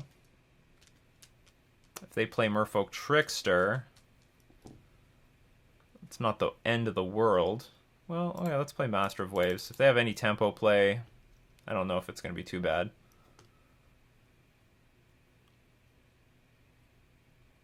Like, for example, if they Brazen Bar were the Master of Waves back to hand, I don't think that's too bad. Okay, they have a little bit of mana. Okay, that can't be good for them if they're trying to draw cards. That is bad news for them. But they got a lot of devotion. They got a lot of devotion. Alright, so they basically give up. So it's sort of like a mono blue Dinks deck. A lot of mono blue devotion, but with a lot of 1-drops. So, yeah, actually, what are they playing? Max 1-drops? So there must be... I don't even know what's in their deck. So we'll bring in Mystical Dispute. Hopefully that's good. They have to be playing with Curious Obsession. There's no way they're playing with that many 1-drops. And in my opinion, Curious Obsession is a pretty poor card. In general, I think against the blue decks because it's so hard to defend. I actually think there is a case for playing it in the Spirits deck because they have a lot of ways of defending it between Mausoleum Wanderer, Rattle Chain, Selfless Spirit, Spell Queller. I think actually they have the tools to be playing Curious Obsession, but unless you have some really hardcore answers, I mean, I guess they got Siren Storm Tamer and Mausoleum Wanderer. I don't know if it's enough. I don't know if it's enough. Brazen Barber seems like something I want. So, I'm on the draw. Okay, so counter spells are not good on the draw.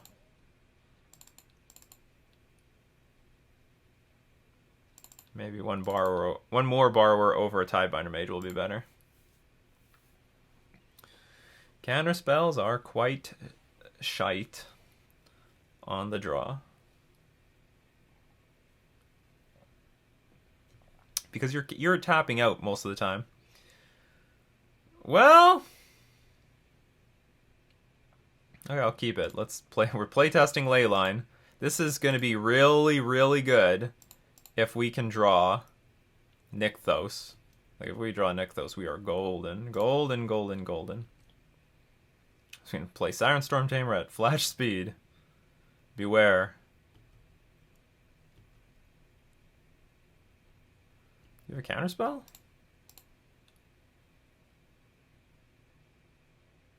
Oh yeah, okay. Well, I'm fine with that trade. It's not a bad trade.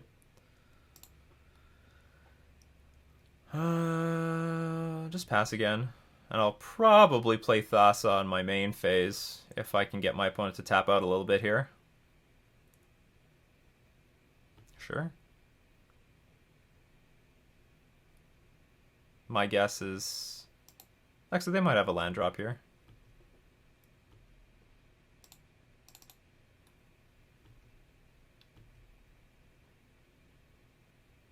That is nice, but I'm going to tap out to play this so I don't run into more mystical disputes or any other crap like that.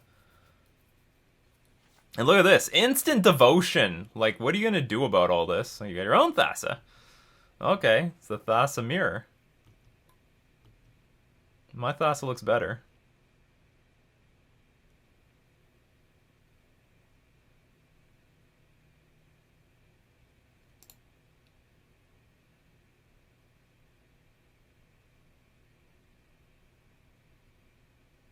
Let's just put this on the bottom. I don't need to do anything. I was thinking, like, put it on the top to play Gadwick. But I don't need to.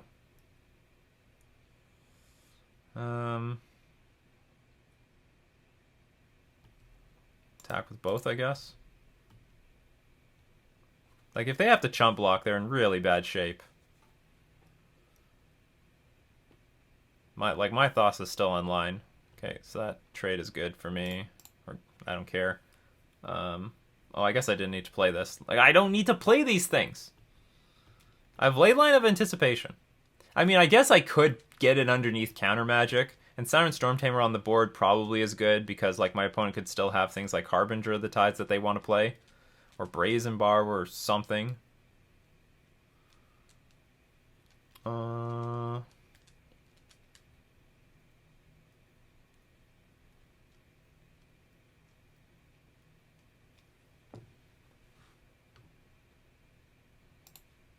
Might as well. Let's keep the board clean.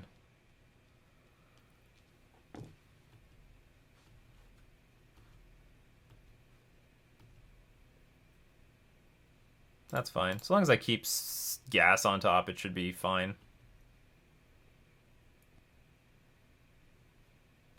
Trickster. What do you want a Trickster? Thassa? Sure.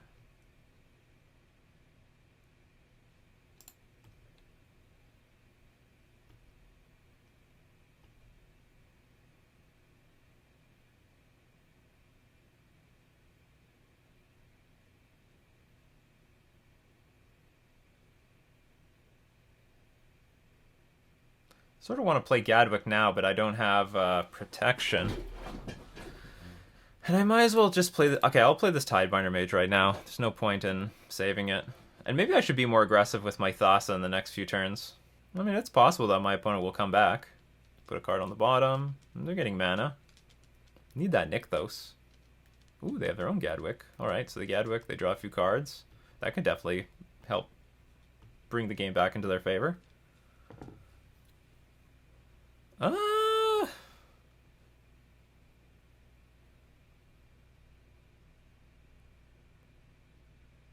Well, they can't beat me next turn, so...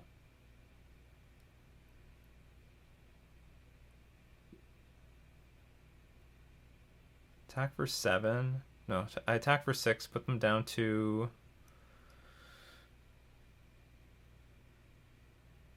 6. Yeah, I think I'm gonna trade. Is this right? I don't know. I don't know. Whatever, I'm gonna do it. So their Thassa is not a creature.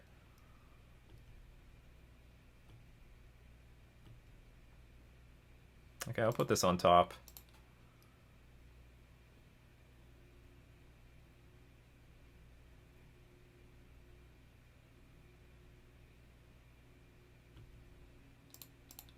Again, I will not make Thassa unblockable.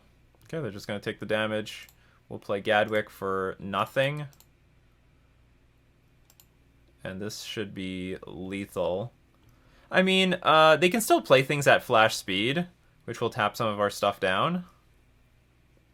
But we do have a Siren Storm Tamer to counter... Oh no, I think I only counter spells. Oh no, or ability.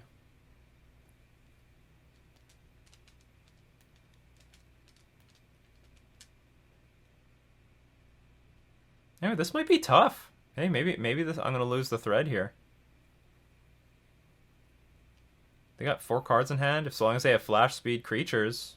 Well, okay, if they want to attack with a Thassa this turn, they're going to have to tap out a little bit. And that'll be their problem. See, ideally they do that on my turn. So they're going to do this in order to activate Thassa. Oh, that's good. Now they can bounce my Thassa or something.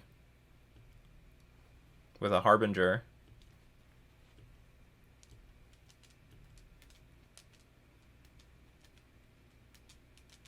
That's a good follow-up play.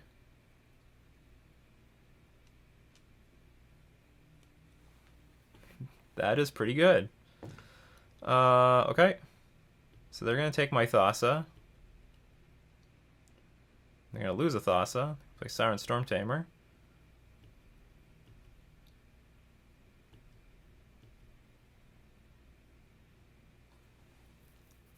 How did this happen? Well, I'll tell you what happened. Nykthos happened.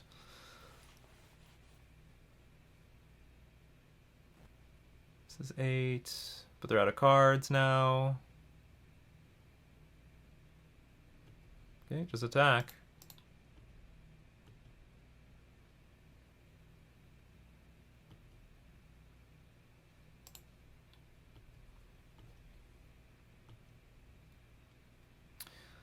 And because I don't know what's going to happen. If they top deck any flash spell, I'm in trouble. That does not necessarily mean I'm in trouble. Okay, so if I top deck like Thassa or something, I can win.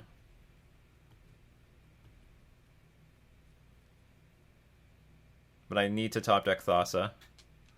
What else could I top deck? Maybe Master of Waves? They put 2 cards on the bottom. Because this only attacks for... oh, no. There's a Thassa on the battlefield, so I need to top deck my own Thassa or something.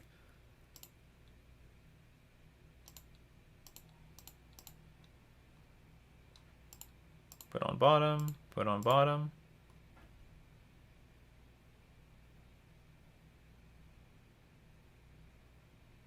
Harbinger of the Tides. That is interesting.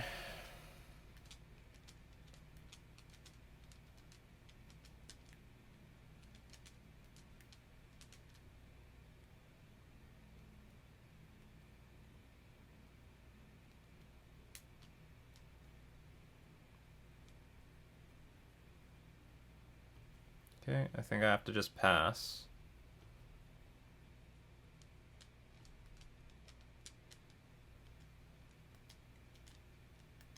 Seven, 8. I guess if they just make everything unblockable, I can't do anything.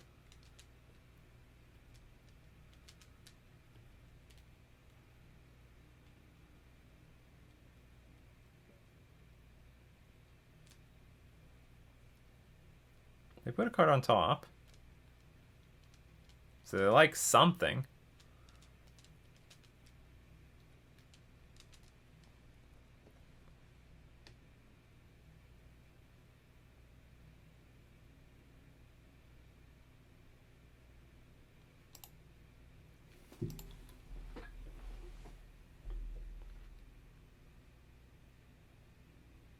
One interesting. I don't actually have to pay the full 4. I've got Leyline of Anticipation, so I can just pay 2. But I don't think this can. I don't think it does anything. I can bounce Thassa. 8 damage still gets through. Hold on, I could replay Gadwick though.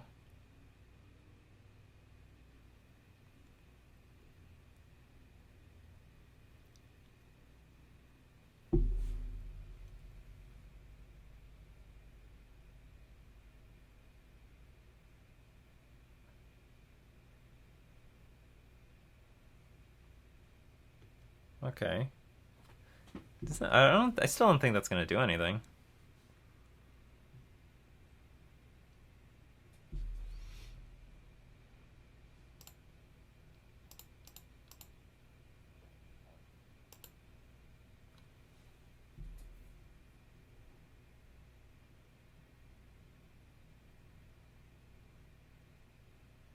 Our opponent can make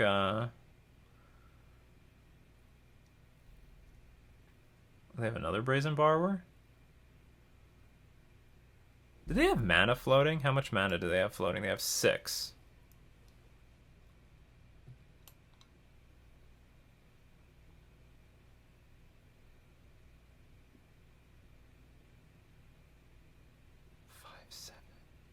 Oh, they just have to make these 2 unblockable, and I can't do anything about it. Okay. What's Brazen Bar we're targeting? I guess the, something. Oh, they're just casting it.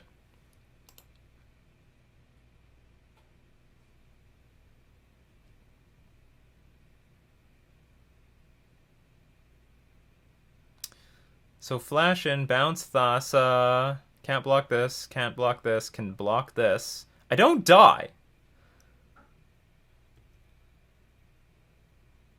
Oh, they can, no, but they can make Trickster. Oh, they needed to make the Trickster unblockable. That's interesting.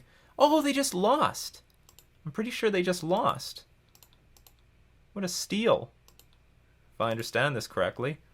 I don't have to... Well, I could tap the Brazen Barber, I guess. Doesn't matter. So I bounce Thassa. Block. Block the Trickster and attack for 3. Whoa! What a game. That was a little lucky on my part. My opponent most definitely had the win there. They just have to make Merfolk Trickster unblockable. Now I really cannot block anything. Maybe they were playing around something like Merfolk Trickster, which can make this thing lose flying. Or even a Siren Storm Tamer. But they should wait for me to prove that I... Oh no, but they can't wait. They had to do... Otherwise they would lose the mana. So that's a little bit tough on their part. But anyway, that was a close match. And it really looked like my opponent was turning it around. It really looked like it was... Look at Gadwick. Gadwick is really coming back. I think this is a 4 of in lists. I honestly think it's a 4 of. Maybe you can put a 4th in the sideboard, but I think this is like really the card, the soul of these blue base decks. Anyway, that was round 3. Let's move on to round 4. We won the die roll, but not enough mana. I'm gonna mulligan. More mana, but not good mana. See, Nixos is showing its problems when playing at 4. Like, if this continues, I'm definitely going to go back to 3. Or, like, the 4th Nixos has to be a 25th land. I'm on the play. It's like, if I keep this hand, I have to dump this card. And I have to draw... I can draw any land for turn 3 to get Thassa online, but that's pretty slow. I'm just going to mulligan again. I think this deck can still do better at 5. It sounds pretty bad too, but we're going to keep it. We're going to dump a Leyline, and I think we're going to dump a Wizard's Retort. And we're going to try to do our best here.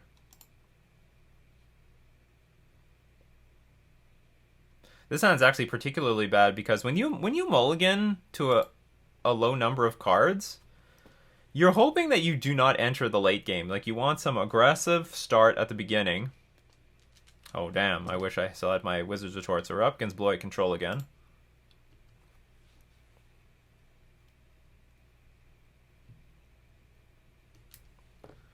Now, I said before how it's really important to hold up Wizard's Retort for Tempest-Gen, but... sorry, for Teferi, but I'm not really going to care about this.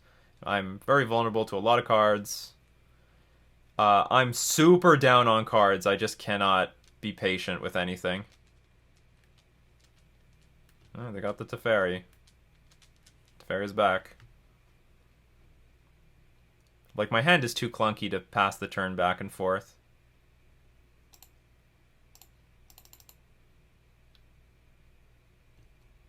No, Wizard's Retort is offline. But like I said, in the earlier match, I don't know, I lose game 1 somehow quite often. Ugh. Alright, let's attack Teferi and hope it dies. There's a lot of ways this can go wrong. Like Azorius Charm, for example.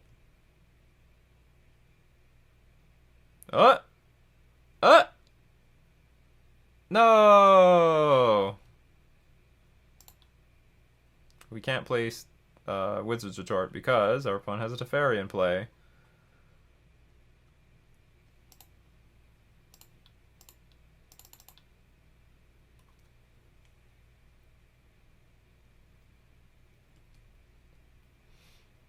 This sort of goes with what I was trying to explain earlier. Like, you have to try really hard to make sure that Teferi doesn't resolve, but because we're so far down on cards, we can't afford to do that. Now we're just, like, outright lost here. I feel like just going to game 2. I love drawing my Master of Waves. They try to tuck my Master of Waves comes back. But we essentially have no cards in hand.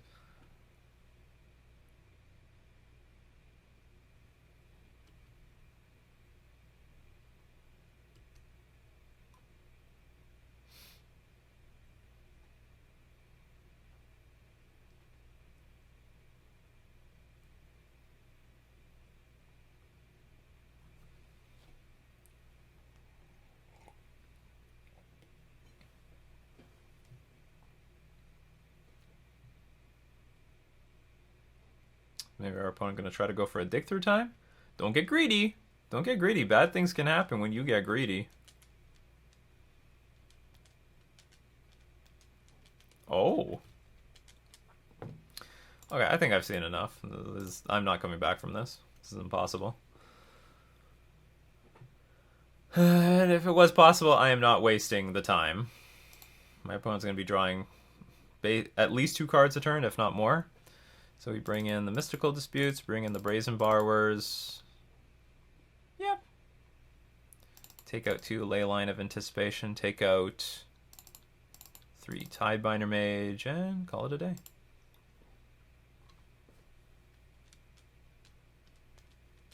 I am definitely concerned about the 4 Nykthos, but you know what? You never know until you try, and this is my first league trying going all in on the 4 Nykthos.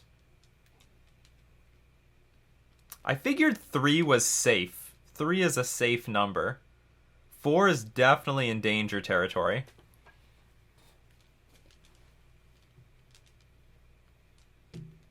It's well, I mean, Nykthos is great in the late game. If you find like a second one, you can activate the first, play the second, but it's a little too niche. Most of the time, Nykthos is just going to be a land on the battlefield, and you don't want to see multiples. But on top of that, you still need to try to curve out with a regular number of cards. So if anyone's curious, Siren Stormtamer has a pretty weak body. It is susceptible to getting hit by Supreme Verdict. On the other hand, it protects you from Cast Out, Detention Sphere, Teferi, both big and small Teferi from trying to target your creatures. So if we play like Master of Waves, or Siren Stormtamer into Master of Waves and can protect him, it's just as good as trying to protect against any sort of removal spell.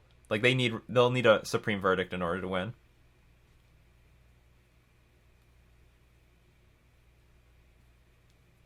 And I don't mind Master of Waves that much in this matchup.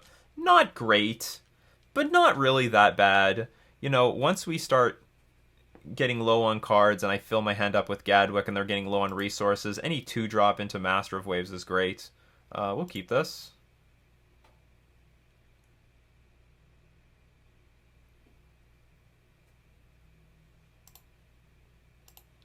Hopefully this is going to do something.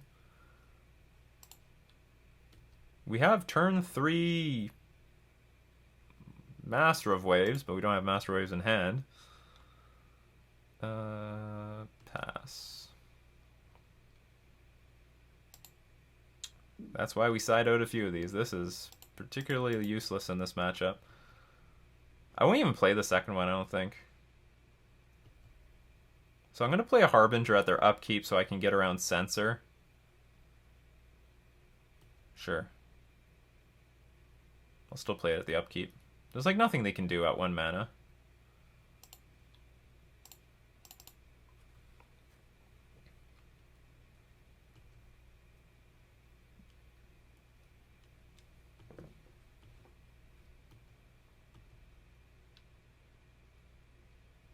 I have a genie.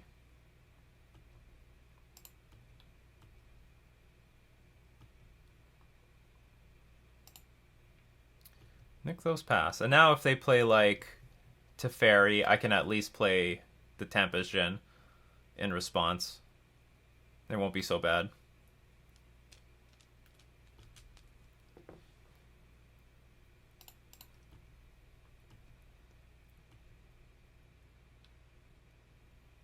Well, I'm not in love with this, but I will play a genie into one of their counter spells.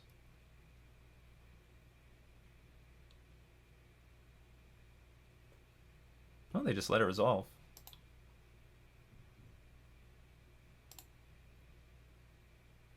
Now, pending what they do to one of our creatures, we can, like, in response, Gadwick for quite a bit.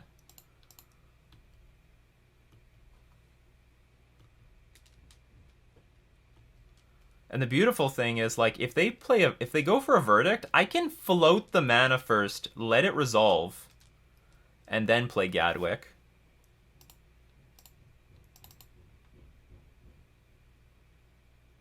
Yes. Okay, so let that resolve. And now play Gadwick for 5 cards. Refill my hand. You know, not bad. Not bad for a day's work, don't you think? Mystical Dispute. Yeah, we could use some more counter spells. Master of Waves on the way. I mean, I'm probably just going to play Master of Waves and kill them. This is what we wanted to see happen. Screw your Supreme Verdict. It's garbage. It's pure garb.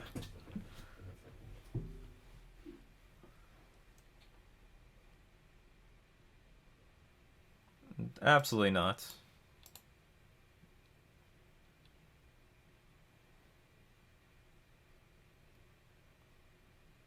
You are for sure dying next turn.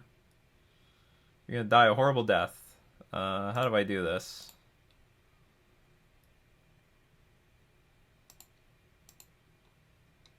I actually have to put a few things on the battlefield. Sort of don't want to show them that I have Master of Waves.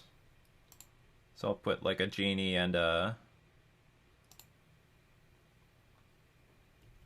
Tidebinder Mage, because this will be lethal. I couldn't show... Ideally, I just wanted to play a Tempest Gen, but they're at 8 life, and that's only 7 damage. So I had to be careful about how much information I want to show them. Look, so actually, this was a card in favor of Leyline of Anticipation, even in the control matchup. That's good to know. And of course, Gadwick just being the all-star that it always is.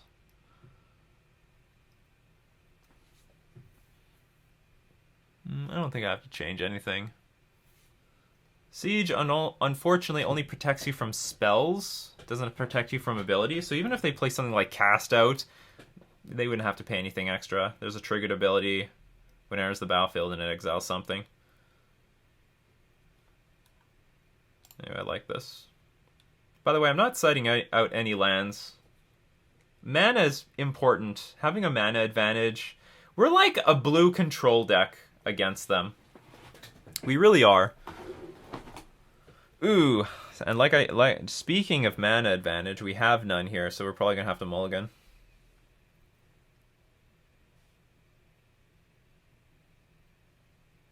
Do we? If we draw 1 island, it's pretty appealing, even though we have no counter magic. Nah, yeah, this is too much to ask for. I think I should mulligan. Because I can expect to get to the 2nd land somewhat reasonable, but getting to the 3rd is not. Yeah, I can keep this. What do I dump?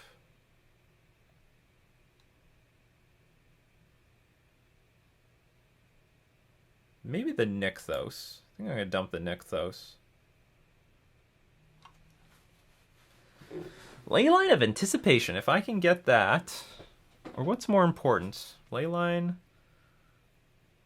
I need another blue source no matter what to cast the Genies. Okay, I'll dump the Leyline. Sorry, I'll dump the Nykthos.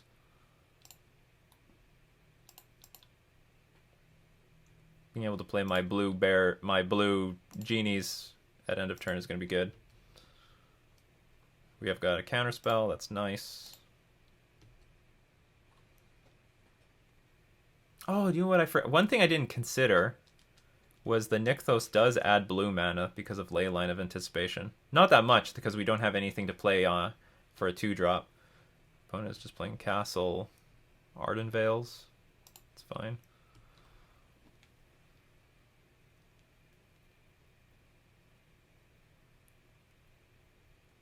It's important to note that Teferi will undermine this card.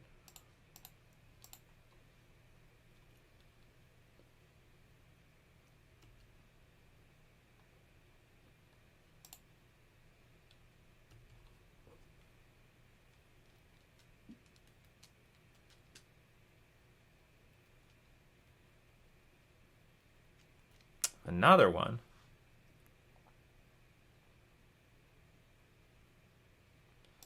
Alright. We might just lose to this card again.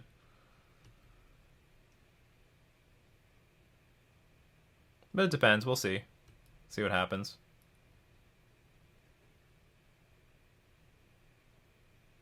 Draw Gadwick.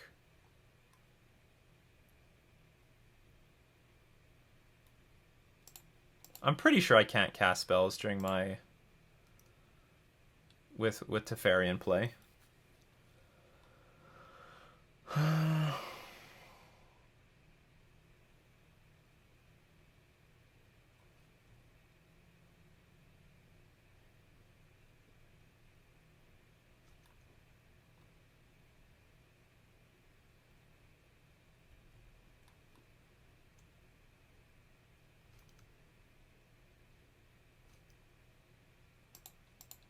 It's like, what do I do? Do I just play a Gadwick to draw a card? The problem is, like, I can't kill. They can play a land and then make a white human to block the Gadwick, and there's nothing I can do about it because I can't play at flash speed.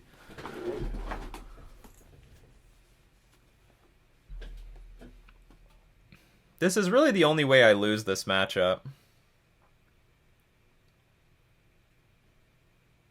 And it's happening again. Okay, let's. Okay, whatever. We're gonna play Gadwick for 1. I'm not in love with this, but that's what we're gonna do. More Gadwicks. Okay.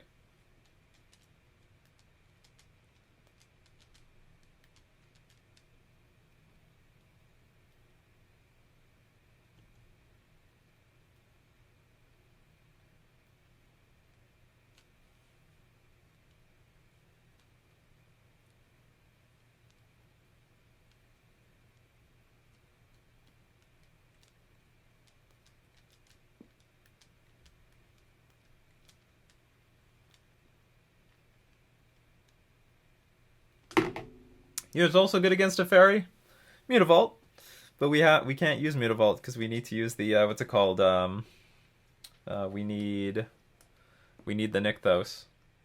But you know what's pretty good still is the Castle Vantress card. That's still pretty good.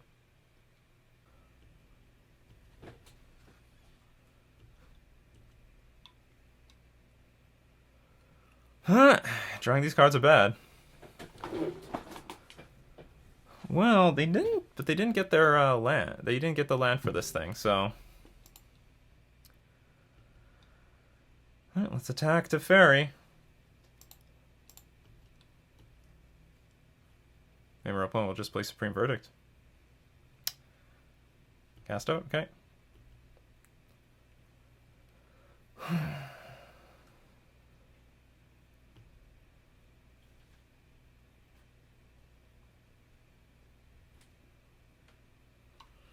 I need 2 creatures on the battlefield, damn it. I need 2 creatures on the battlefield. If I could go Merfolk, Trickster, Tidebinder Mage, that'd be great.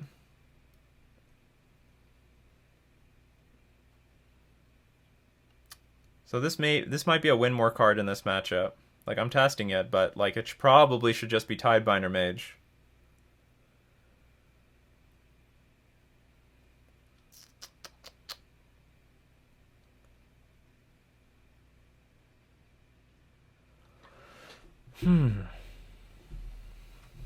Okay, this time I'm going to play the Genie.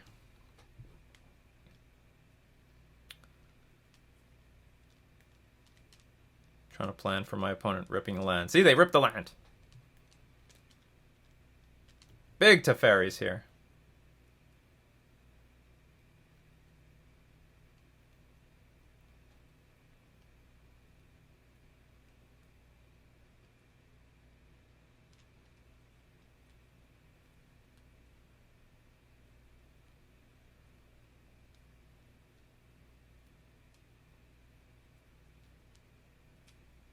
And this is sort of a reason why I don't want to have too many counter spells in this matchup. Because if you do, you're going to be in a lot of trouble. You can end up, like, because if you just start... If they have a Resolve Teferi, you can still beat it. Does this put it on top of my deck? It's supposed to be 3rd from the top, yeah. We just can't play 2 things on the same turn. It's so sad. Because that's what we really need to do right now. Well, maybe if we're lucky, they bounce with Teferi. Then they try to play another Teferi. Oh, that's not happening.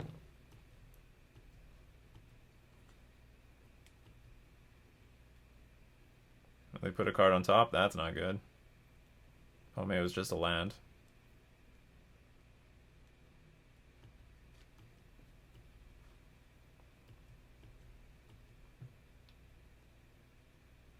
See, this Teferi's acting like a 2-for-1. This Leyline is useless, and this Mystical Dispute is useless.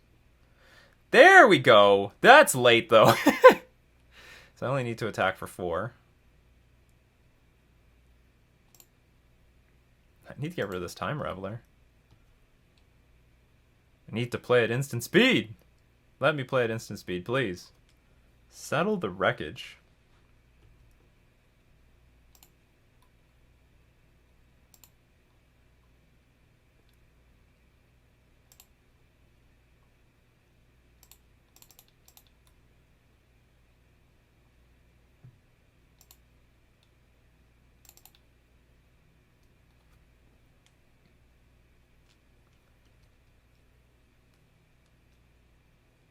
So they can make a bit of an army with Castle Ardenvale.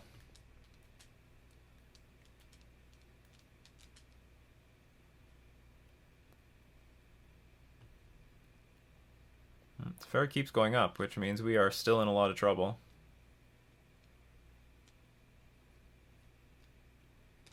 Okay.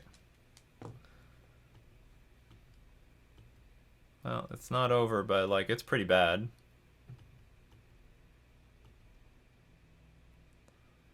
But hey, I warned everyone. I warned y'all. This is like the only way I can lose this matchup. I'm not gonna play around Censor because like I'm in pretty bad spot. Syncopate. I'm not playing around that either. I think we can concede. This is just basically over. So we lost twice to one of our really good matchups, but just illustrating how big of a deal Teferi is in this matchup. It's usually not that bad because you play, for example, turn 1 Siren Storm Tamer, and then you can curve it into like Tiebinder Mage, or which we didn't have actually because of Leyline. Well, we didn't have a 1-drop in this case. Or, you know, they play Teferi and you flash in Merfolk Trickster, and then from there, if they bounce anything, then you just swing and kill it. So it's not always like the it doesn't always like just win on the spot or anything like that. There's sometimes some fight in trying to beat it. But if it's like uncontested, I mean, this Leyline was terrible. So I think this is a win. I think this is a win more card in this matchup. Sometimes it's going to be great, but I think for the most part, I just want to just get a bunch of lands, curve out, and then start playing creature. Like, be more patient. I could have been... What did we have? We had a counterspell, I think, a lot earlier. I think we had a Mystical Dispute. No, yeah, we used it, actually. We used the Mystical Dispute on the Teferi Time Reveler. And they just had another Teferi Time Reveler. See, this Teferi we can beat. This one's easier, because we can still play our counterspells afterwards. But anyway, that was round 4. Let's move on to round 5. Our hand is bad again. We're on the draw, so we'll mulligan. I think this is just a bad run of hands. We cannot keep this. This is really poor. Mulligan again. Yeah, I guess we'll keep.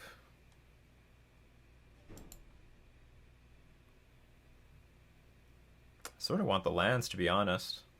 Because if we have any, if we expect to win this game at all, we need lands. Tidebinder Mage at flash speed seems pretty appealing.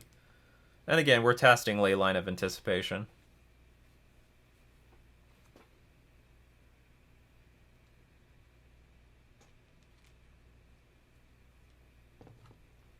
Alright. Stomping Ground, okay. So this hand would be pretty good on the play. Oh, that's terrible.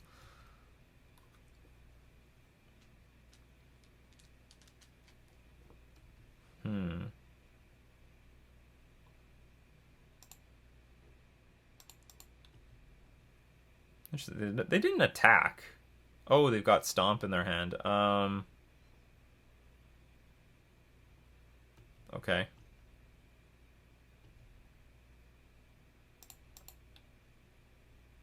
Another Llanowar Elves.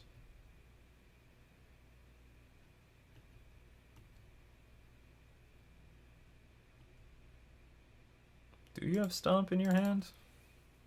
I'm starting to think now that you have nothing in your hand.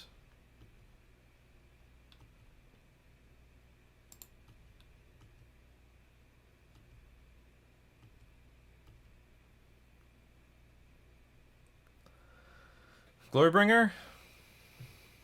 Possibility Storm. Whenever a player casts a spell from their hand, that player exiles it, then exiles cards from the top of their library until they exile a card that shares a card type with it. That player may cast that card without paying its mana cost. They put all cards exiled with Possibility Storm on the bottom of their library in a random order. So, what I get with this is, well, okay, let's let that resolve, because I sort of want Tidebinder Mage to turn into something else.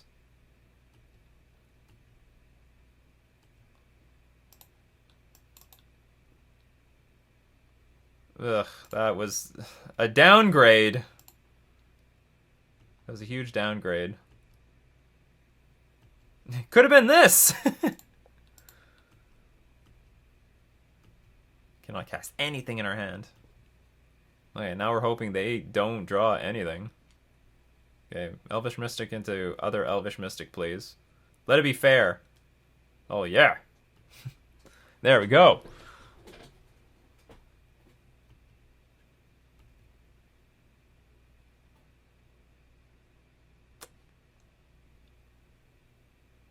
So I can't keep any card. I have to exile everything. Well, I can play everything at flash speed. The sad thing is I have good cards in my hand. Like, I have very good cards in my hand.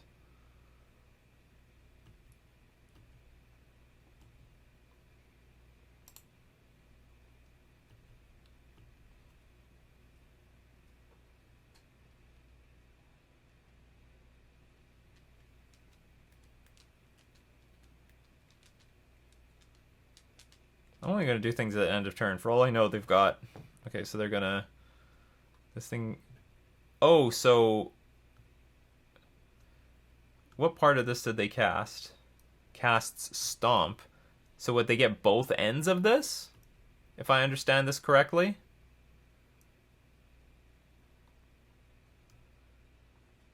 Search your library for up to 2 creature cards with converted mana cost. Reveal them, put them into your hand. Then shuffle your library. Okay. So I have a feeling this is going to end up really bad. So this is probably the only instant in their deck, and they're just going to find, like, more Stomps.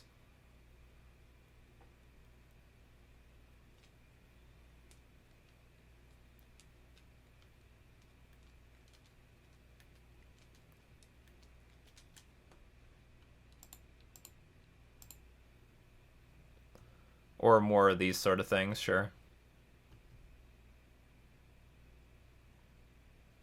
Enter the Infinite.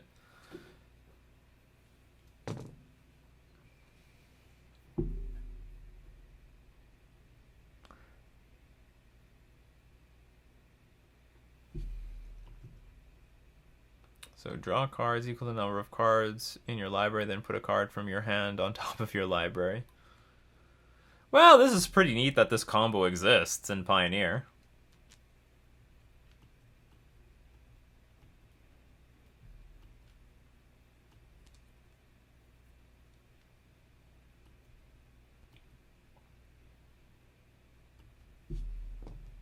There, we just died to the Borborigamos. Borborigmos. Begin sideboarding. What do we want? Probably just counter spells. Maybe even Mystical Dispute.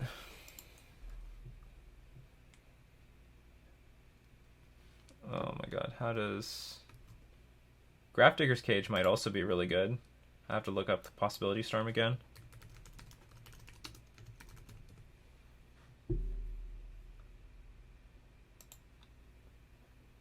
Ugh. Whenever a player casts a spell from his or her hand, that player exiles it, then exiles cards from the top of their library, top of his or her library until they, he or she exiles a card that shares a card type with it, that then they can cast that card without paying its mana cost.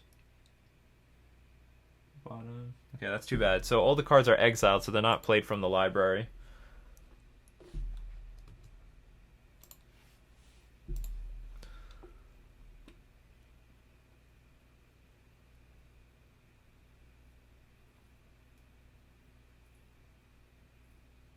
I think I still bring in Mystical Dispute just to counter the damn thing. Bring in Brazen Borrow as well. What do I not want? Gadwick is probably not good in a combo matchup. Harbinger of the Tides is also probably poor, but like at least is some sort of ramp. So I see what they're doing. They're just trying to ramp right into their win condition. They're trying to ramp into Possibility Storm.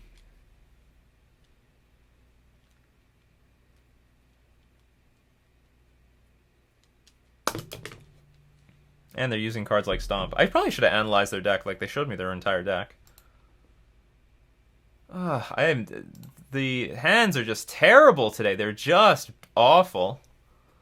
A lot of mulligans today. If I scrape by with a 3-2, you know what? I'm going to call that a win.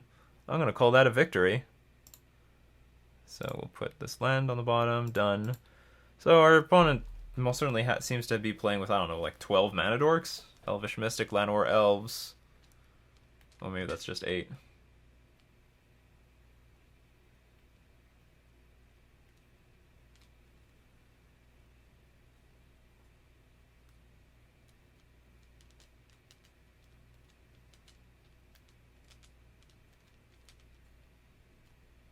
So Mystical Dispute will never be played for 1. But it's still like a counterspell. You know, it's an expensive mana leak. It will do the job. Hopefully.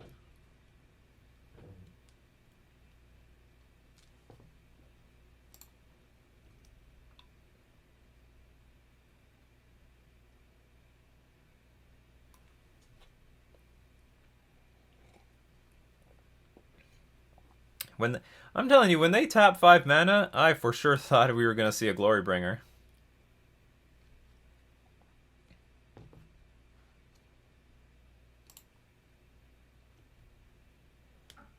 Master of Waves is nice. Protection from Stomp. Sure.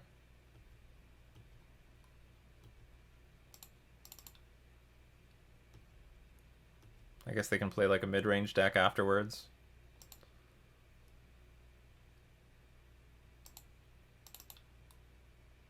This seems like a good spot. Now if they want to kill the Tidebinder Mage, I'll gladly play a Master of Waves for some 3 tokens. Not bad for me.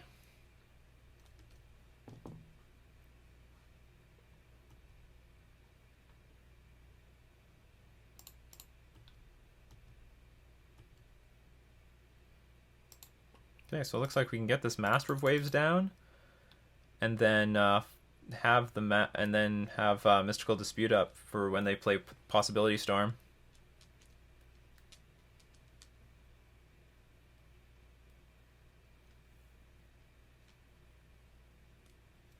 Questing Beast, I really don't care about this card.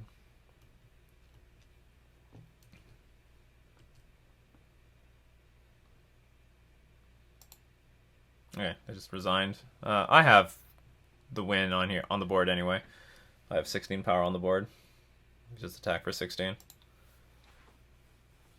Well, that was convenient. Let's do that again. So do I want Harbinger on the draw? Looks like they got more than mana dorks in their deck. I'm gonna still keep all the counter magic.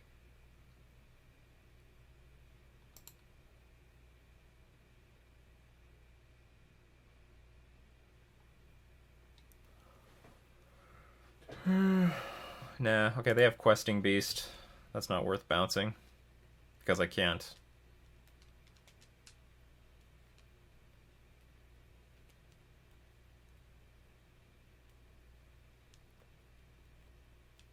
Again! What's with these one-landers?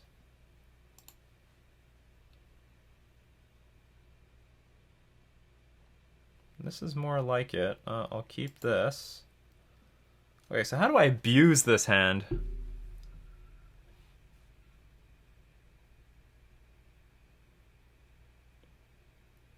So the crappy thing is I have No 2-drop. But I guess the card to get rid of is Thassa, because I at least can play the Brazen Borrower on turn 2.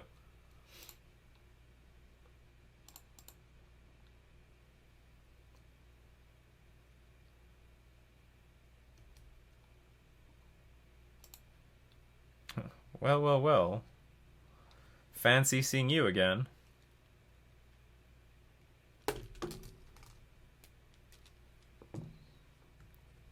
Captain Lannery Storm. Haste.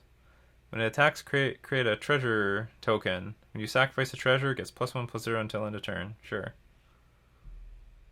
Come on, Tidebinder Mage. Probably I would just tap the Llanowar Elves.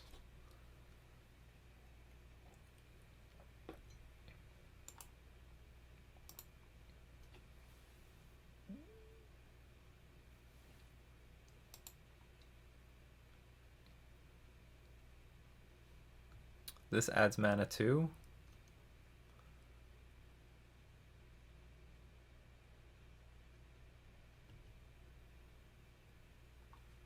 I'm gonna pass. If they play, say, Leyline of Anticipation, I'll bounce it.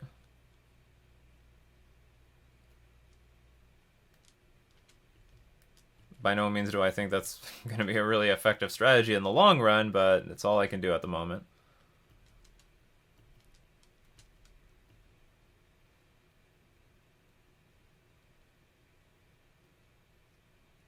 Okay.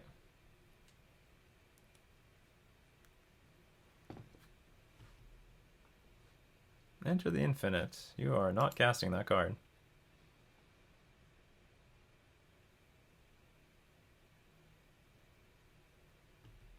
I think I'm going to bounce Chandra.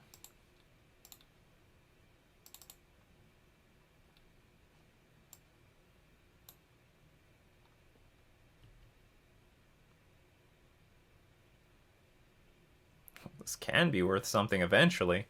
Right now it is not worth anything to me. Okay, so pass. Probably just play a Genie at end of turn. How much mana will I have? I'll have quite a bit of mana next turn to, like, Master of Waves for a good chunk.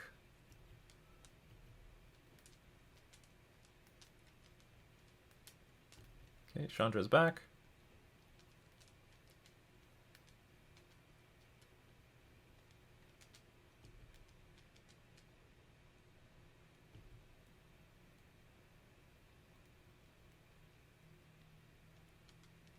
Okay. It's going to be for quite a bit of damage, but not much I can do about this right now. I think I have to just take it. Or else I have no chance of winning the game.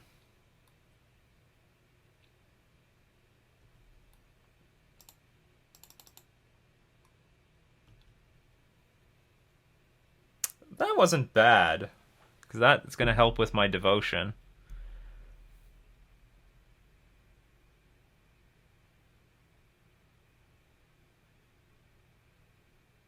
And it also might protect my Genie from Chandra. So I can take 4 damage from this. Maybe I just attack Chandra. Make sure Chandra cannot -3 nuke me. I'm going to have to take one more big wallop from Questing Beast for at least one more turn.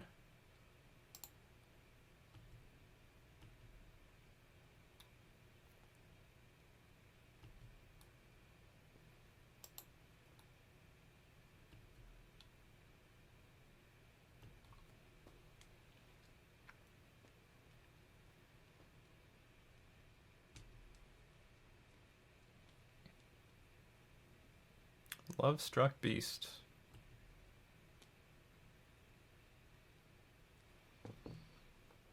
Okay, my opponent can attack.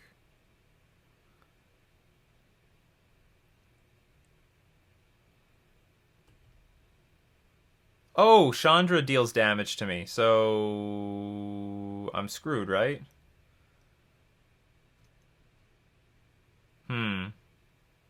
Well, okay, I lose. I just lose. So, what can we say about Leyline of Anticipation? Well, it didn't look good. Like we just had it right now. Again, drawing them in multiples was terrible. Like that hurt us a lot. Did we run bad? Maybe. But, you know, that's the risk of going all in on 4 of these Leyline of Anticipations. Let's go look at the deck. Oops. Get back to deck tech. So we only went 2-3, and really, the Leyline hurt us. It's just not needed. It's just not needed. It did not... Well, we didn't...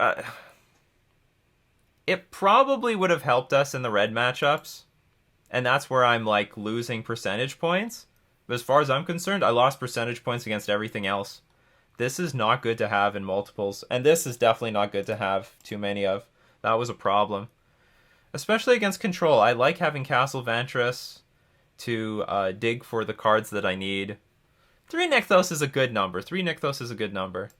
Now, maybe I will play a little bit more with Leyline of Anticipation because we mulliganed a lot.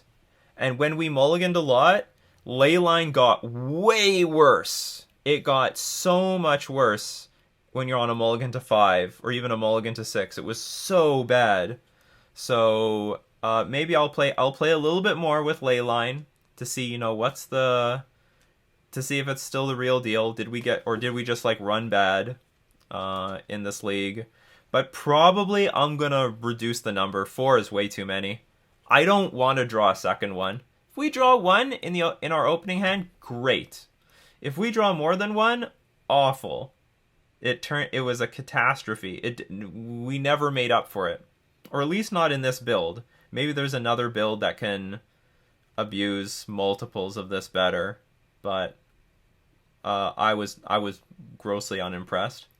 But I hope you liked the video for today. We're going to thank all my patrons supporting me on Patreon. We're also going to thank themanabase.com and the MTG Mastermind for being our sponsors. This has been Nikachu, playing with Mono Blue Wizards with that Leyline of Anticipation in Pioneer.